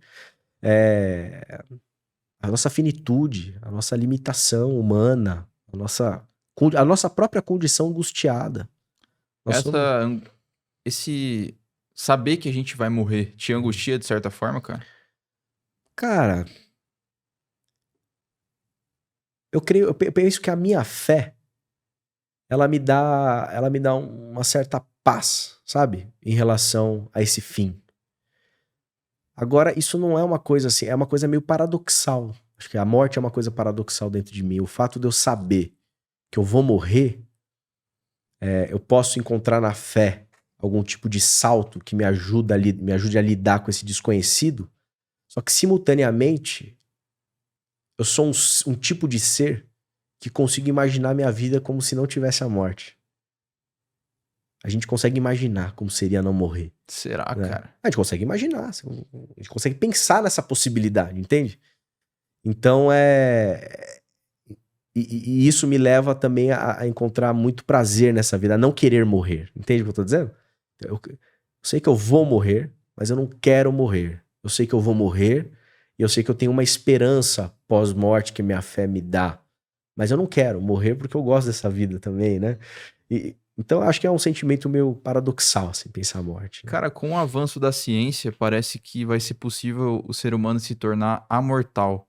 Né, que seria no sentido de você não morrer por causas naturais. Então, seu coração não vai parar de funcionar, seu pulmão vai ser... Tipo humanoides, assim, né? Exato. Não, Tecnologia utilizando, né, como mecanismo exato. do corpo. Transhumanismo e tal. Uhum. Agora, o que a religião fala sobre isso, cara? A gente tá brincando de ser Deus, em certo sentido? Cara, tem alguns estudiosos que têm pesquisado isso do ponto de vista ético, né? Confesso que não é um tipo de discussão que eu tô antenado, assim, que eu tô por dentro do que tá sendo discutido. A igreja, de forma geral, tá anos atrás desse tipo de discussão, assim. Pouquíssimo preocupado com esses dilemas éticos, né? Agora é isso, né? São dilemas éticos importantes, são questões profundas, questões que vão trazer novos desdobramentos, novas maneiras da gente interpretar e compreender a própria questão do que é a morte. Questões relacionadas à eutanásia vão ter que ser revisitadas para a gente entender, para discutir, rediscutir. É um mar de possibilidades aí para o mundo religioso poder. E eu acho isso maravilhoso. Eu não vejo problema nenhum. Porque perceba, a minha fé, ela está sustentada a partir de uma questão experiencial. Sim. Né? Então, esses avanços, essas discussões todas, eu acho que é um horizonte para a gente contribuir, para a gente pensar, para a gente tentar entender. Eu acho que o mundo da teologia tem o que contribuir com a humanidade nesse sentido, sem dúvida nenhuma, né? Você não acha que se Deus é onipotente, onipresente, etc., e a gente está conseguindo, por exemplo, curar a catarata de uma pessoa, salvar a pessoa do câncer, que teoricamente já seria Deus agindo ali e a gente está agindo por cima, ou criar um coração artificial que vai fazer a gente viver ao longo do tempo. Se ele é Deus, se ele é onipotente, onipresente, tecnicamente ele já sabe que isso vai acontecer, né? Essas categorias, né, onisciente, onipresente, isso são categorias neoplatônicas, né, que a teologia ela utiliza para poder entender quem Deus é, né? Isso tem obviamente toda uma tradição teológica ocidental importante, mas há também muita crítica, né, nessa maneira de entender Deus, né? Mas mesmo, cara? Bicho, tem muita discussão sobre isso, uma crítica ao neoplatonismo, né? Porque a tradição bíblica, a rigor, é uma tradição semita, oriental, né? E essas categorias são categorias gregas, né? Do platonismo, que vão ser incorporadas dentro da tradição cristã. Tanto é que você nem encontra a palavra onisciência, onipresença na Bíblia, né? Isso é teologia, né? Que a gente faz a partir dessas categorias filosóficas. Né? Então não necessariamente Deus está presente em todos os lugares, que ele sabe que tudo que está acontecendo. Eu creio que sim, mas eu não penso isso numa chave determinista, sabe assim? Tipo, como se Deus estivesse lá em cima e a gente fosse um monte de marionete dele e ele fica jogando um câncerzinho no outro ali, porque ele já sabe, e ele joga um câncer para que ele aprender mais, ele já sabe que vai ter holocausto, então por que ele não fez nada? Você entende? Quando a gente pensa a partir dessa categoria, radicaliza o argumento e começa a ver os BOs e a maldade no mundo, Mas essa não é a definição de Deus, cara? Eu acho que isso... Eu penso que Deus é mistério. Deus é um mistério. Paulo vai dizer que Deus habita em luz inacessível, olho nenhum viu Deus e nunca verá. O que a gente consegue conhecer de Deus é na medida em que ele se revela pra gente. Porque se Deus é Deus, perfeito? Ele não pode ser como uma garrafinha de água. Que eu sei o tamanho, que eu sei quanto cabe de água, que eu aperto e faço... Eu não consigo dissecar Deus. Deus transcende as minhas capacidades racionais. Então, a crítica que se faz a todo esse neoplatonismo é que existe um afã aí de encaixotar e definir por demais quem Deus é. Então, eu acho que a gente tem que tomar muito cuidado com isso aí, porque senão, na verdade, a gente deixa de pensar em Deus e passa a pensar mais em um ídolo que eu inventei na minha cabeça. É o famoso Deus dos filósofos. Deus dos filósofos. Não é Deus. Então, Deus, ele é mistério. O que ele revela pra gente? Hebreus, a carta de Hebreus no Novo Testamento, capítulo 1, de 1 a 3, vai dizer que em outros tempos Deus falou de diversas maneiras. Né? Agora eu vou falar como teólogo cristão, né? Mas hoje ele nos falou a partir do Filho. Que Filho? A pessoa do nosso Senhor Jesus Cristo, Jesus de Nazaré. O que eu consigo saber de Deus, o ápice dessa revelação, está na pessoa de Jesus. Eu olho para Jesus e eu entendo quem Deus é. E isso aqui é mais do que suficiente. O que Jesus é? Jesus tem um dado momento que ele vai para uma sinagoga, ele pega o rolo do profeta Isaías e ele lê lá para o escândalo de todos os judeus que estavam ali na sinagoga.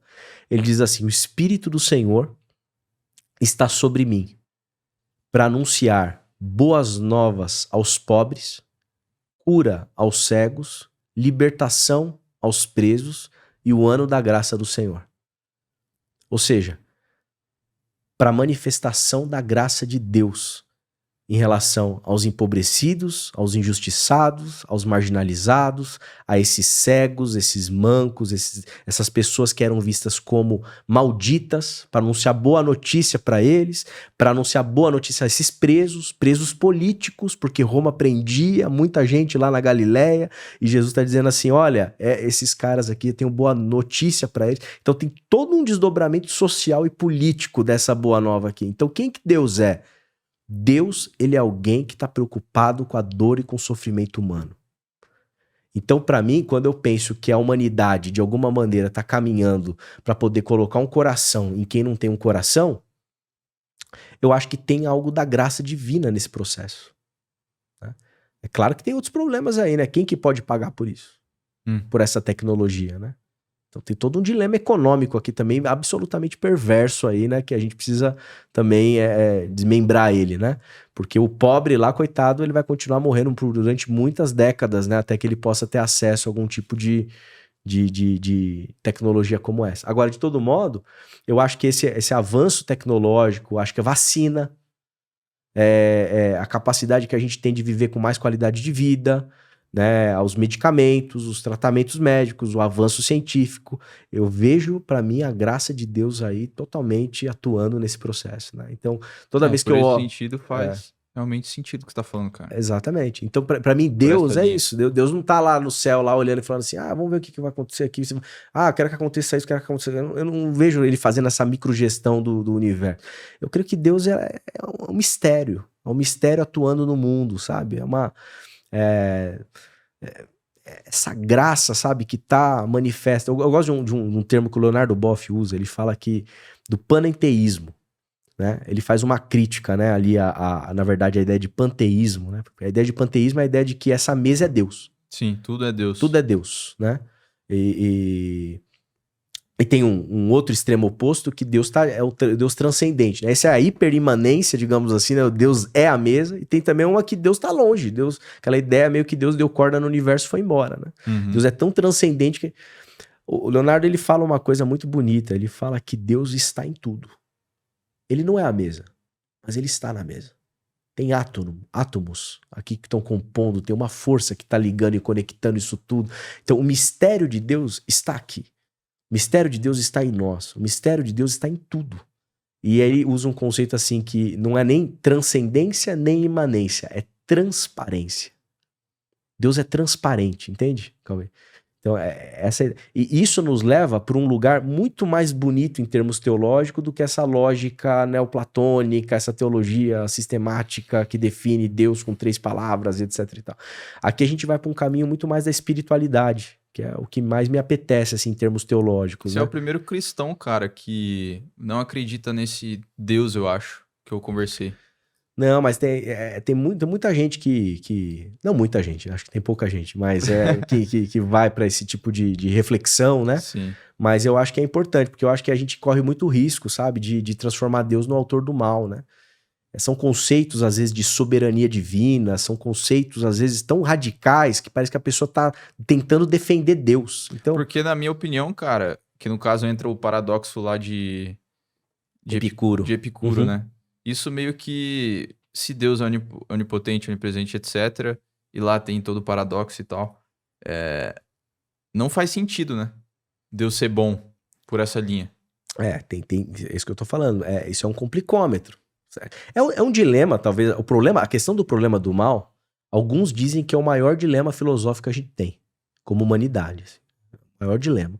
Então, obviamente, não é uma coisa solúvel. Assim, ao longo de séculos, a gente não vai resolver essa questão aqui agora. Mas é uma questão a ser posta, né? Cadê e você já acreditou nesse Deus?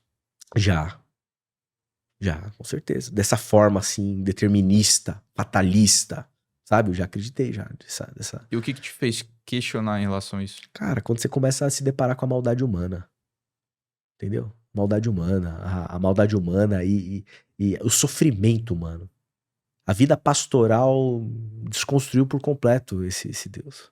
Você sabe o que é você chegar no hospital, você vê um bebezinho de 4 meses entubado e uma mãe chorando, pedindo pra você orar. E você sai do hospital e na sua oração você fala, Senhor, isso não pode acontecer. Aí passa uma semana, você tá fazendo o funeral daquele bebê. Uhum. Assim, a vontade de Deus. Meu amigo, tá de brincadeira, cara. Tá de brincadeira, assim, é difícil. Entende? A realidade, ela coloca em xeque, tipo, teologias, né? Vontade de Deus. E eu sempre tentei ser muito honesto comigo mesmo. Puxa, eu não posso ter uma teologia que eu não sou capaz de expor ela de maneira transparente pra todo mundo. Uhum. Né? Não posso fazer isso. Tem que ser coerente. Então, quando você passa por situações como essa, se depara com essa dor humana, com as injustiças, né? E eu acho que o próprio texto bíblico dá caminho pra gente muito claramente pra gente poder pensar num Deus que está com a gente, sabe? Que está com a gente no sofrimento, que está com a gente na dor, que está sofrendo com a gente. Né? Um Deus mais sensível, um Deus humano. E aí eu paro pra pensar, o que a minha tradição diz? Que Deus encarnou. Encarnou em quem? Um ser humano. Na pessoa de Jesus. O que esse ser humano fez? Ele viveu a vida. Ele tocou gente, ele curou o cego, ele só fez o bem. Na cruz, crucificado, do lado de 2 caras que estavam lá porque tinham aprontado das deles, um vira pra Jesus e fala, Senhor, lembra-te de mim quando entrares no paraíso. Aí Jesus, crucificado, crucificação romana, cheiro de morte, sangue escorrendo, ele tem a capacidade de virar para aquele sujeito e falar, ainda hoje estarás comigo no paraíso. Olha o nível de sensibilidade, de doçura, de amor radical, sabe? Então, para mim, Deus, ele é oniamante. Ele é o todo-poderoso em amar. Isso é Deus. Sabe? É esse Deus que se sensibiliza com a dor, com o sofrimento, né? Um Deus que sabe o que é sofrer, né? Hebreus vai dizer pra gente que a gente tem um sumo sacerdote que tá com a gente, sabe? Nas nossas tentações, nas nossas lutas, nos nossos dilemas. Por quê? Porque ele é humano. Então meu Deus é gente. Meu Deus é gente. Eu me dou absolutamente por satisfeito, porque é isso que eu aprendo com Jesus. Eu olho pra Cristo, olho pra Jesus, e eu descubro Deus que eu preciso descobrir, assim. Mas o bebê que tá lá, que tem 4 meses e tá entubado, não te faz questionar se Deus é oniamante ou não? Cara, é um mistério. Eu não consigo achar outra saída senão jogar pra uma categoria do mistério. Por que aquela mãe tem que passar por aquele sofrimento? Por que aquele bebê tem que morrer? Cara, não sei, meu. Não sei. Você vai dizer que é porque essa é a vida. impossível entender Essa é a vida. Essa é a vida racionalidade humana, de Deus. Cara, Seria isso? não, cara, acho que essa é a vida humana. Essa é a vida humana. Não sei se tem causa. A gente pode usar o pecado original pra poder justificar essas maldades, essas coisas terríveis que a gente vive e tal. Mas eu acho que no final das contas é isso, cara. A vida humana é isso, cara. É uma mistura de alegrias, de dores, de contingências. Acho que tem muita aleatoriedade nesse processo. Coisas que a gente vai sair daqui, eu não sei se meu pneu vai furar ou não vai furar. Né? Entendeu? Por quê? Não sei, cara. Acho que essa é a vida. O que é a fé? A partir disso tudo. A fé não é um sistema de crenças que me ajuda a organizar esse caos. A fé, pra mim, ela é o que, como diria Tolstói, ela me dá coragem pra poder viver e encarar a vida como ela é. E ainda, no meio desse processo, encontrar beleza. Isso é um milagre. Isso é um milagre. É difícil, né, cara? É difícil. É difícil, mas é um milagre, né? Quando você... E o Tolstói tem um livro, né? Uma Confissão, né? Um livro muito bonito, vale a pena conferir, né? Ele fala da biografia dele, do itinerário intelectual, né? Como um grande literário, né? Autor. E ele vai comentando da decepção dele com a comunidade intelectual, com os dilemas, a cogitação do suicídio, etc e tal. Ele fala que o que ajudou ele a perceber, achar um caminho, uma luz, foi a fé dos pobres, dos simples, lá na Rússia que ele viveu. Porque ele olhava para aquelas pessoas que não tinham a capacidade intelectual, que não tinham conhecimento, que não tinham a habilidade literária, que não tinham tudo aquilo, mas elas tinham coragem para viver. Sabe aquela mulher do Brasil profundo, né, como se diz, né, que tá lá, tem às vezes 7 filhos, precisa andar com uma bacia de água na cabeça para buscar água, e ela tá cantando. E ela consegue encontrar uma alegria para viver. Sim. Ela consegue fazer algum brinquedinho de algum jeito improvisado para um dos filhos. Por que é tão difícil encontrar isso, cara? Pois é. Eu acho que talvez a gente tenha que passar por algumas crises, né? Talvez uma pessoa como essa, né? Talvez nessa santa ingenuidade, ela consiga encontrar um caminho mais fácil para dar esse salto da fé do que a gente, porque a gente tenta racionalizar, a gente tenta discutir, tenta entender, tenta calcular, tenta explicar, tenta. Aí talvez a gente tenha que fazer um itinerário mais longo, como o de Tolstói, né? Alguma medida para ter crises e falar, puxa vida, e agora? E aí você salta. E aí você percebe que a sua razão não deu conta de tudo, né? Mas não necessariamente precisa ser assim, né? Talvez a gente possa chegar a essa conclusão de um jeito mais rápido. Essa curiosidade de questionar, cara, ou talvez é a graça de Deus que tem que nos tocar, né? Pra gente poder ser iluminado com essa fé, né? Como diriam os calvinistas, né? Sei lá. Mas essa curiosidade, cara, é uma faca de 2 gumes, né? Porque ao mesmo tempo que traz mais conhecimento, traz também mais angústia, querendo ou não, né? Porque é muito mais difícil você engolir as coisas, cara. Sim. Agora, a gente falou de vida e tal. Qual que, na sua opinião, é a melhor forma de viver a vida? Cara, pra mim, a partir do Evangelho de Jesus. Quando eu olho pra Jesus de Nazaré, eu encontro ali o modelo de humanidade que eu quero ter pra mim. Quando eu olho pros evangelhos, os relatos de como Jesus andou, de como ele viveu, do que ele fez, de como ele caminhou, né? Os ensinamentos de Jesus de Nazaré, para mim, são os norteadores que definem o modo de vida que eu tento construir, que eu tento elaborar, né? Um tipo de vida em que a gente consegue desacelerar, em que a gente consegue entender que a cada dia basta o seu próprio mal, e que a gente tem que viver um dia por vez, que a gente tem que confiar na providência, na provisão divina, de que o pão de cada dia nos dá hoje, tá bom demais, em que a gente consegue desacelerar no sentido de não ficar ansioso por coisa alguma, pela quantidade de views que o podcast vai ter, de quanto isso vai rentabilizar, em que a gente consegue estar aqui, no agora, experimentando essa experiência, tendo essa conversa e se sentindo satisfeito com isso, sabe?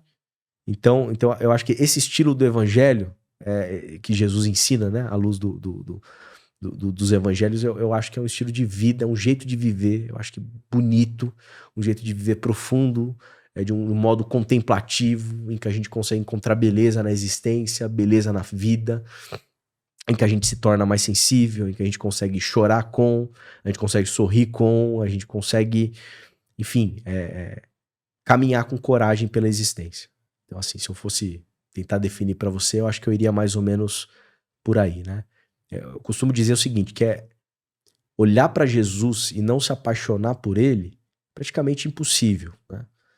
Talvez tenha uma dificuldade teológica em algum sentido, mas a pessoa de Jesus, o que ele fez, como ele viveu, como ele caminhou, é uma coisa assim que inspira, né? Então, é a partir daqui que eu tento caminhar, me contentar com esse Deus que está revelado na pessoa de Jesus.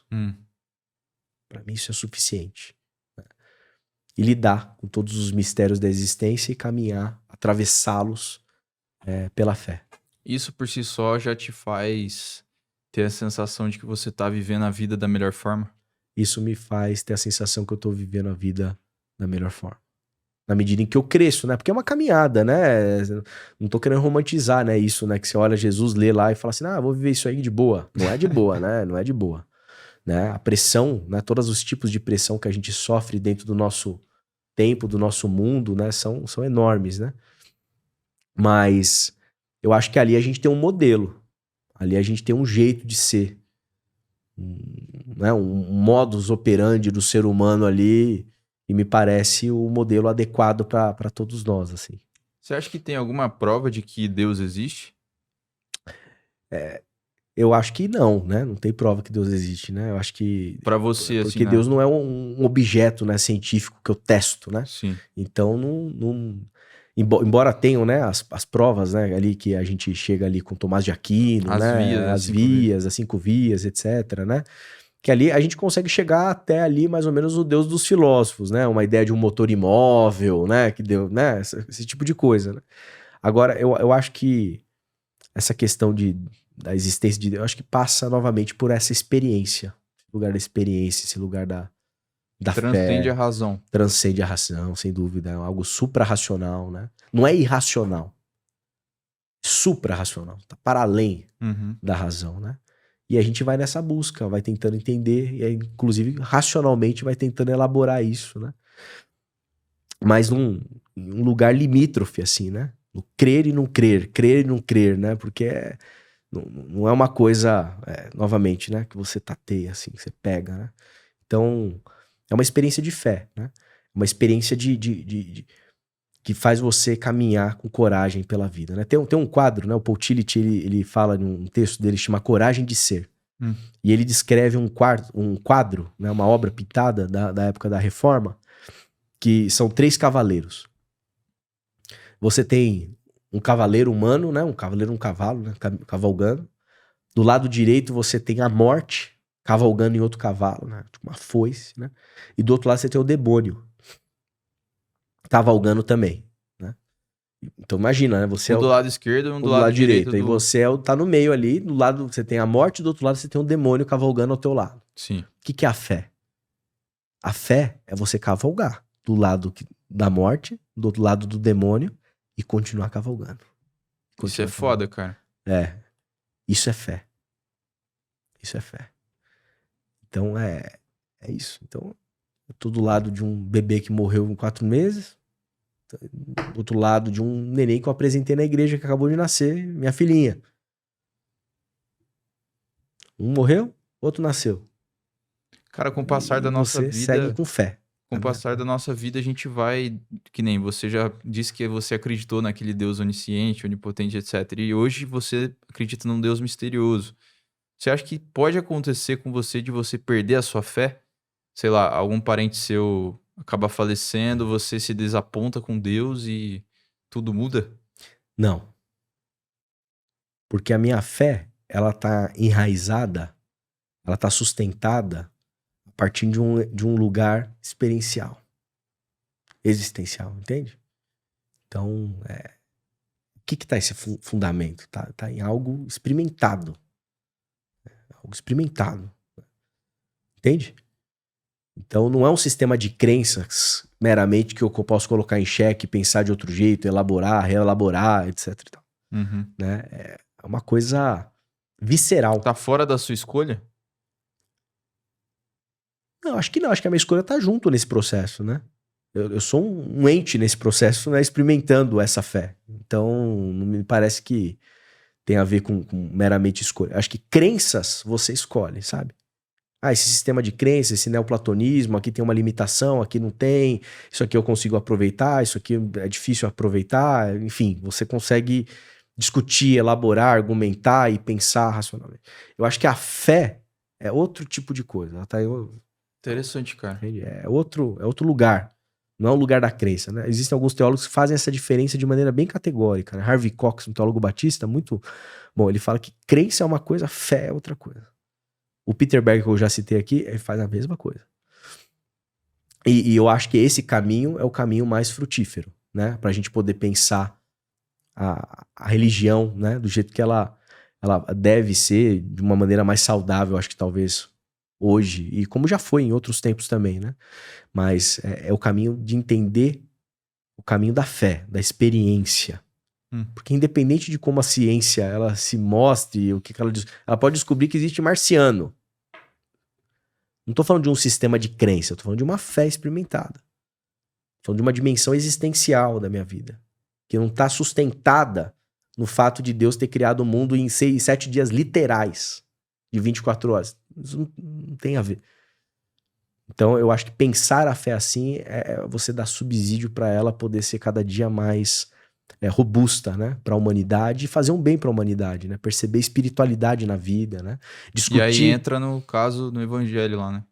Exatamente, porque esse tipo de fé, ele não é um subjetivismo, tem esse porém, né? Então, não é sistema de crenças, então é a minha subjetividade, então então Deus apareceu para mim e pediu para eu explodir o podcast aqui em nome de Jesus. Não. Então, qual que é a linha aí? Qual que é a régua? Para mim, enquanto teólogo cristão, para mim é Jesus. Então eu vou para uma cristologia para poder encontrar os parâmetros. Seria tipo pensar, Jesus faria isso ou não? Perfeito. Tive um professor de pregação no seminário e ele falou um dado momento assim, né? O que é uma pregação cristocêntrica, né? Porque tem todo esse... Né? Os conservadores têm essa coisa, a gente tem que ser cristocêntrico, não pode ser antropocêntrico, Cristo tem que estar no centro, não pode estar humano. Tem esse debate. O que é uma pregação cristocêntrica, né? Aí eu lembro que os alunos... Não, é a pregação que você fala de Jesus toda vez que você prega. É a pregação que você faz um apelo para salvação no final. É a pregação que você bota Jesus atrás de cada pedra do Antigo Testamento. Você bota Jesus lá, que ele tem que estar lá em algum lugar. Aí ele respondeu assim, né? Uma pregação cristocêntrica é uma pregação que Cristo pregaria. Você consegue pegar o teu sermão de domingo e colocar na boca de Jesus? E eu acho que passa muito por isso que você falou, né? Então é esse raciocínio, né? O jeito que eu sou com a minha esposa, Jesus seria? O jeito que eu crio minha filha, Jesus agiria dessa forma? Você não tá limitando muito as suas possibilidades de viver? Não, pelo contrário, acho que eu tô potencializando minhas possibilidades de viver. Porque daí eu não tô trabalhando na chave do medo, eu não tô trabalhando na chave do ter, eu não tô trabalhando na chave, sabe? Eu tô trabalhando na chave do amor, eu tô trabalhando na chave da liberdade, eu tô trabalhando na chave da autodescoberta. Eu tô trabalhando, sabe, a partir de uma possibilidade de olhar pra dentro da minha alma e descobrir quem realmente é o André, o que habita em mim, onde estão os meus monstros, e lidando com isso com coragem, sabe? Eu acho que é isso que Jesus faz, né? A gente vê isso narrado nos evangelhos, né? Então, e Jesus faz isso com ternura, faz isso com amor, faz isso, sabe, com sensibilidade. Então, eu acho que não tem modo melhor de como lidar e tratar com a vida do que a partir da pessoa de Jesus, do evangelho, da boa notícia que ele tem para a humanidade, né? Essa reconciliação nele, né? Que a gente tem com a gente mesmo, que a gente tem com a natureza, com a criação, com o próximo, né? Então acho que isso é de uma potência, assim, gigantesca, né? Muito, muito grande, né? Que massa, cara. Cara, explica pra gente qual que é as 5 vias. Eu não lembro de cabeça todas, né? Tem uns argumentos, né? Cosmológico, tem a questão desse motor imóvel, tem a questão, né, da causa e efeito, né? Que se tudo acontece agora porque teve uma causa e você vai chegar lá no fim, não vai ter causa nenhuma, então é Deus que tá lá. Então tem algumas explicações, assim, bastante lógicas. Você acha que nenhuma delas prova que, logicamente, que Deus existe? Não, eu acho que elas provam... Na verdade, são lógicas, né? Dedutivas, aristotélicas ali, para poder explicar que a possibilidade, né? Não é a prova, é a possibilidade, hipóteses, né? De um criador, né? De um ente, de um ser, né? Que começa tudo e dispara tudo lá atrás, né? Agora, eu acho que daí a falar que isso é a prova da existência de Deus, assim, eu acho que pretensão. É pretensão, Principalmente do ponto de vista, assim, do Deus cristão, sabe assim? Isso prova que Jesus é Deus, sei lá. Uhum. Eu acho que é um salto, né? Mas é uma construção lógica, né? Para uma hipótese racional de como que a coisa poderia ser, mas acho que é isso. Você acredita no livre-arbítrio, cara? Cara, eu acredito, mas é paradoxal, né? Tem muita coisa que também é definida pela nossa genética, né? Então, Tem muita coisa que a gente herda, Ambiente. né? O ambiente, né? Lugar onde você Então, nasce. há liberdade, mas não há liberdade. Acho que o texto bíblico também, nesse sentido, é bonito, né? Porque tem lugares que você vê lá uma questão da soberania divina, de uma intervenção divina, assim, sabe? Uma coisa. E tem outros que você vê a liberdade humana atuando, etc e tal. Então, eu acho que a gente tá dentro de um lugar paradoxal, né? Volto a citar o Ricardo Quadros Gouveia, ele fala de uma tensão infinitamente elástica. Ele fala assim, né? Então, acho Que que sentido você fala? é uma tensão infinitamente elástica, um paradoxo insolúvel. Né? Você tem que aceitar as duas coisas simultaneamente. Né? O ambiente ele te condiciona, mas você também tem liberdade. Como que você resolve isso aí, meu amigo? Você não resolve. Você vive com esse dilema. Né? E o que te faz acreditar que a gente tem liberdade? Que a gente é a imagem e semelhança de Deus. Acho que o relato da criação fala isso, né? Que Deus criou a gente e nos fez a imagem e semelhança dele. Então a gente é dotado de arbítrio. Né? Então tem coisas que a gente faz porque a gente escolheu. Ninguém interferiu, foi a nossa própria decisão tomada de fazer coisas boas e coisas más. E a gente tem que saber viver com esse dilema ético. Eu acho que de alguma maneira ali, ó, o relato de Gênesis da questão do fruto, né, do conhecimento do bem e do mal, eu acho que ele é meio uma maneira de explicar esse lugar que a gente vive, né? Sim. Esse lugar alguns dizem que ali nasceu a ética, né? É mesmo, cara. Ou seja, a explicação de por que a gente é assim. Né? Nós somos seres que tem que escolher todo momento, tem que decidir. E não é escolher simplesmente, né, entre o certo e o errado, né? Entre o certo e o errado, você escolhe o certo, né? O problema é que às vezes tem que escolher entre o errado e o errado. Então você tem que lidar com essas tensões angustiantes a todo instante, todo momento na jornada, na caminhada, né? Então, eu acho que o livre-arbítrio tá aí. Eu acho que é um dado antropológico, nós somos livres. Mas é isso, né? Tem também a questão condicionante do ambiente, da família, da cultura. Isso também tem um impacto que interfere, né? Então, há de se levar em conta essa tensão infinitamente elástica aí. Você não se questiona em relação ao que a ciência fala hoje? Que tem uma discussão dentro da ciência também, né? Que há cientistas, neurocientistas, etc., que são deterministas, né? Que eles falam que tudo que a gente faz é por algum motivo de recompensa do nosso cérebro, e tem alguns que dizem o contrário, né? Você não... Vendo assim, por exemplo, que a gente pode metrificar comportamentos. Então, por exemplo, você veio aqui no podcast hoje porque você vê uma recompensa. Você vai ter mais visibilidade, né? Querendo ou não, sua igreja e tal. Eu tô fazendo aqui também com você porque eu vou ter mais visibilidade. A gente ingere calorias, alimentos, porque a gente precisa disso, nosso cérebro indica, né? E tudo isso, você não acha que mostra, assim, que se a gente tem um controle, ele é muito baixo?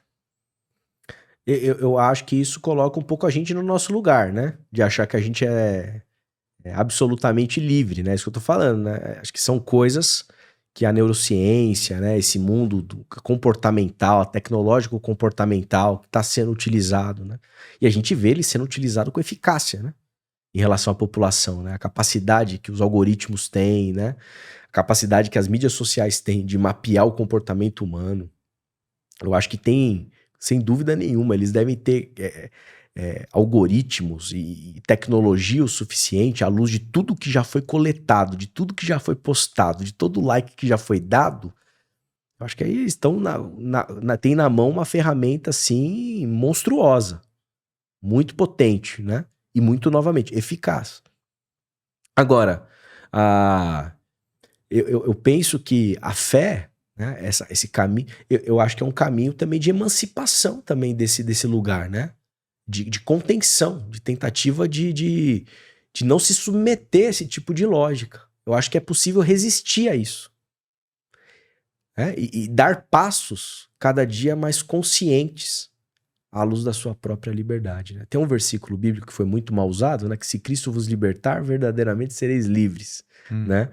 Eu acho que é mais ou menos disso que está sendo dito ali, né? Ou seja, de você se tornar em Cristo cada dia mais uma pessoa autônoma, livre, consciente das suas escolhas. E como quem está assumindo escutando a gente pode fazer isso? Eu acho que caminhar à luz do evangelho. Eu acho que essa caminhada espiritual, né? Essa caminhada espiritual que eu falo, eu tô falando de algo que tem um lastro histórico, em tradição de homens e mulheres de Deus que experimentaram Deus, vivenciaram Deus. Tô falando da tradição dos padres do deserto, tô falando dos místicos como Teresa d'Ávila, João da Cruz, tô falando de Mestre Eckhart, tô falando de Simone Weil, tô falando do próprio Rubem Alves. Tem toda uma tradição de espiritualidade que inclusive dialoga com outras espiritualidades em outros campos religiosos, inclusive, né? Nem vou entrar nisso, que é outro podcast, mas isso tudo aqui mostra pra gente que a vida espiritual, o conhecimento espiritual, a vida contemplativa, ele é um tipo de vida que faz com que a gente dê um salto para dentro da gente e conheça realmente quem nós somos. Que a gente tome consciência de quem a gente é. Então, para os místicos, encontrar Deus é, em boa medida, se não toda, se encontrar também. Tomar consciência de nós mesmos, né? E na medida em que eu conheço quem eu realmente sou, eu começo a tomar decisões mais conscientes. Por que eu tô fazendo isso? Por que eu não tô fazendo aquilo? Eu tô fazendo uma escolha consciente. Se der errado, eu vou assumir as consequências da escolha que eu tive. Então você começa a não se sujeitar, né, a essas lógicas algorítmicas, essas lógicas, muitas vezes, de mamão, do dinheiro, né, que vão norteando as suas escolhas, sabe? Vão influenciando, impactando a sua vida. Então, eu acho que a vida espiritual é uma vida, é uma peregrinação, é um caminho que nos leva para um lugar de emancipação, né? Enquanto sujeito que nós somos, né? Enquanto pessoa que nós somos. E a gente começa a fazer as coisas, não é porque o pastor falou, não é porque o algoritmo me induziu, não é porque aqui eu ganho ou não ganho dinheiro, é porque eu quero, é porque eu escolhi, é porque me é razoável, é porque eu... Entende? Então eu acho que isso é uma coisa muito bonita da fé cristã, né? Se Cristo vos libertar verdadeiramente, não falsamente, você vai ser livre, né? Livre de escolher o que você vai fazer e assumir o seu BO, assim. Cara, eu queria fazer uma pergunta pra você, acho que é a mais fácil de responder das que eu fiz até agora. O que exatamente é a vida? Gratuidade. É a maior manifestação da gratuidade, na minha opinião. Você não escolhe viver. A vida te é dada. Doada. É pura doação. Né? Tem um fenomenólogo muito, muito legal, Michel Henry, francês, ele fala que a vida é a arqui-revelação. A vida... Ele fala de uma vida em si mesma. No final ele faz tudo essa construção meio que para transformar a própria vida em si nesse Deus transparente que tá em tudo, né? Mas a vida é o palco da existência, né? A vida é tudo, né? Então, mas ela é gratuita, ela é uma gratuidade, ela é uma doação, ela é dada, ela é entregue. A gente não escolhe viver, você não paga um ticket para começar a viver, você não escolhe pagar o ar que você respira, você não decide, tá pulsando na gente. Isso pulsa, independente de qualquer coisa. Então acho que a vida é graça. Eu responderia dessa forma. Bacana. Cara, a gente falou antes dos seus cursos, né? Primeiramente, agradeço por você ter vindo aí. Que é isso, mano. Obrigado pelo convite. É legal bater esse papo aqui. Desafiador, né? Muito bom, foi muito gostoso. Divulga aí as suas redes, os seus cursos que a gente comentou antes. Fala para essa câmera aqui. Legal. Aí depois você me manda, eu coloco na descrição pessoal. Tá bom. Vocês vão me encontrar André Aneas, A-N-E-A-S, em todas as mídias sociais, no Instagram, né? Tô por lá. E lá vocês vão encontrar também a Oficial IBQ, que é a nossa comunidade de fé. O IBQ Oficial, depois te mando certinho, lá não vou lembrar agora. Né? A Igreja Batista lá em Quitaúna, em Osasco. Lá eu presido também um trabalho social, uma organização do terceiro setor que chama Espaço Cultural Quitaúna. Você vai encontrar exatamente assim. E a gente tem o propósito lá de expandir o repertório cultural de todas as pessoas que participam lá e acreditando que são sementes que estão sendo lançadas e que vão crescer de maneiras extraordinárias através de uma menina que está fazendo balé, de um menino que está fazendo judô, de uma aula de inglês, né? São profissionais que atuam ali com a gente nos diversos cursos, áreas do conhecimento que a gente atua. E o Labtem Oficial é uma instituição teológica que eu coordeno e que a gente fornece lá diversos cursos de teologia, dentre eles uma pós-graduação Lato Sensu em Teologia e Espiritualidade, tem curso básico de teologia aos sábados, que na verdade é aquele curso que eu fui fazer a primeira vez, depois de muitos anos eu coloquei esse legal, curso, cara. Né, que eu comecei a dar aula nele, e aí ele foi se consolidando ao longo dos anos, a gente está oferecendo lá, tem sido uma experiência incrível, e a gente está tendo agora, inclusive, vai começar um curso com um teólogo católico, um doutor em teologia, sobre a humanidade de Deus, a humanização de Deus. Ele vai discutir a questão da encarnação na teologia de um teólogo espanhol, tá para iniciar também, confiram lá, assim, é coisa finíssima, muito boa mesmo, muita qualidade. E então essas são as 3 instituições aí que eu tenho atuado, trabalhado, e vai ser muito bom encontrar você em alguma delas aí. Show de bola, você me manda, eu coloco na descrição. Maravilha. E agradeço pelo papo, cara. Obrigadão. Obrigado você. Bom, se você assistiu até aqui, considere se inscrever aí no canal. Aqui a gente tem esses papos filosóficos, né, profundos. Também a gente gosta de abordar bastante ciência aqui. Então se inscreve aí, é muito importante pra gente. Ativa o sino das notificações e obrigado se você assistiu até aqui de verdade. Então, tchau, tchau, até a próxima.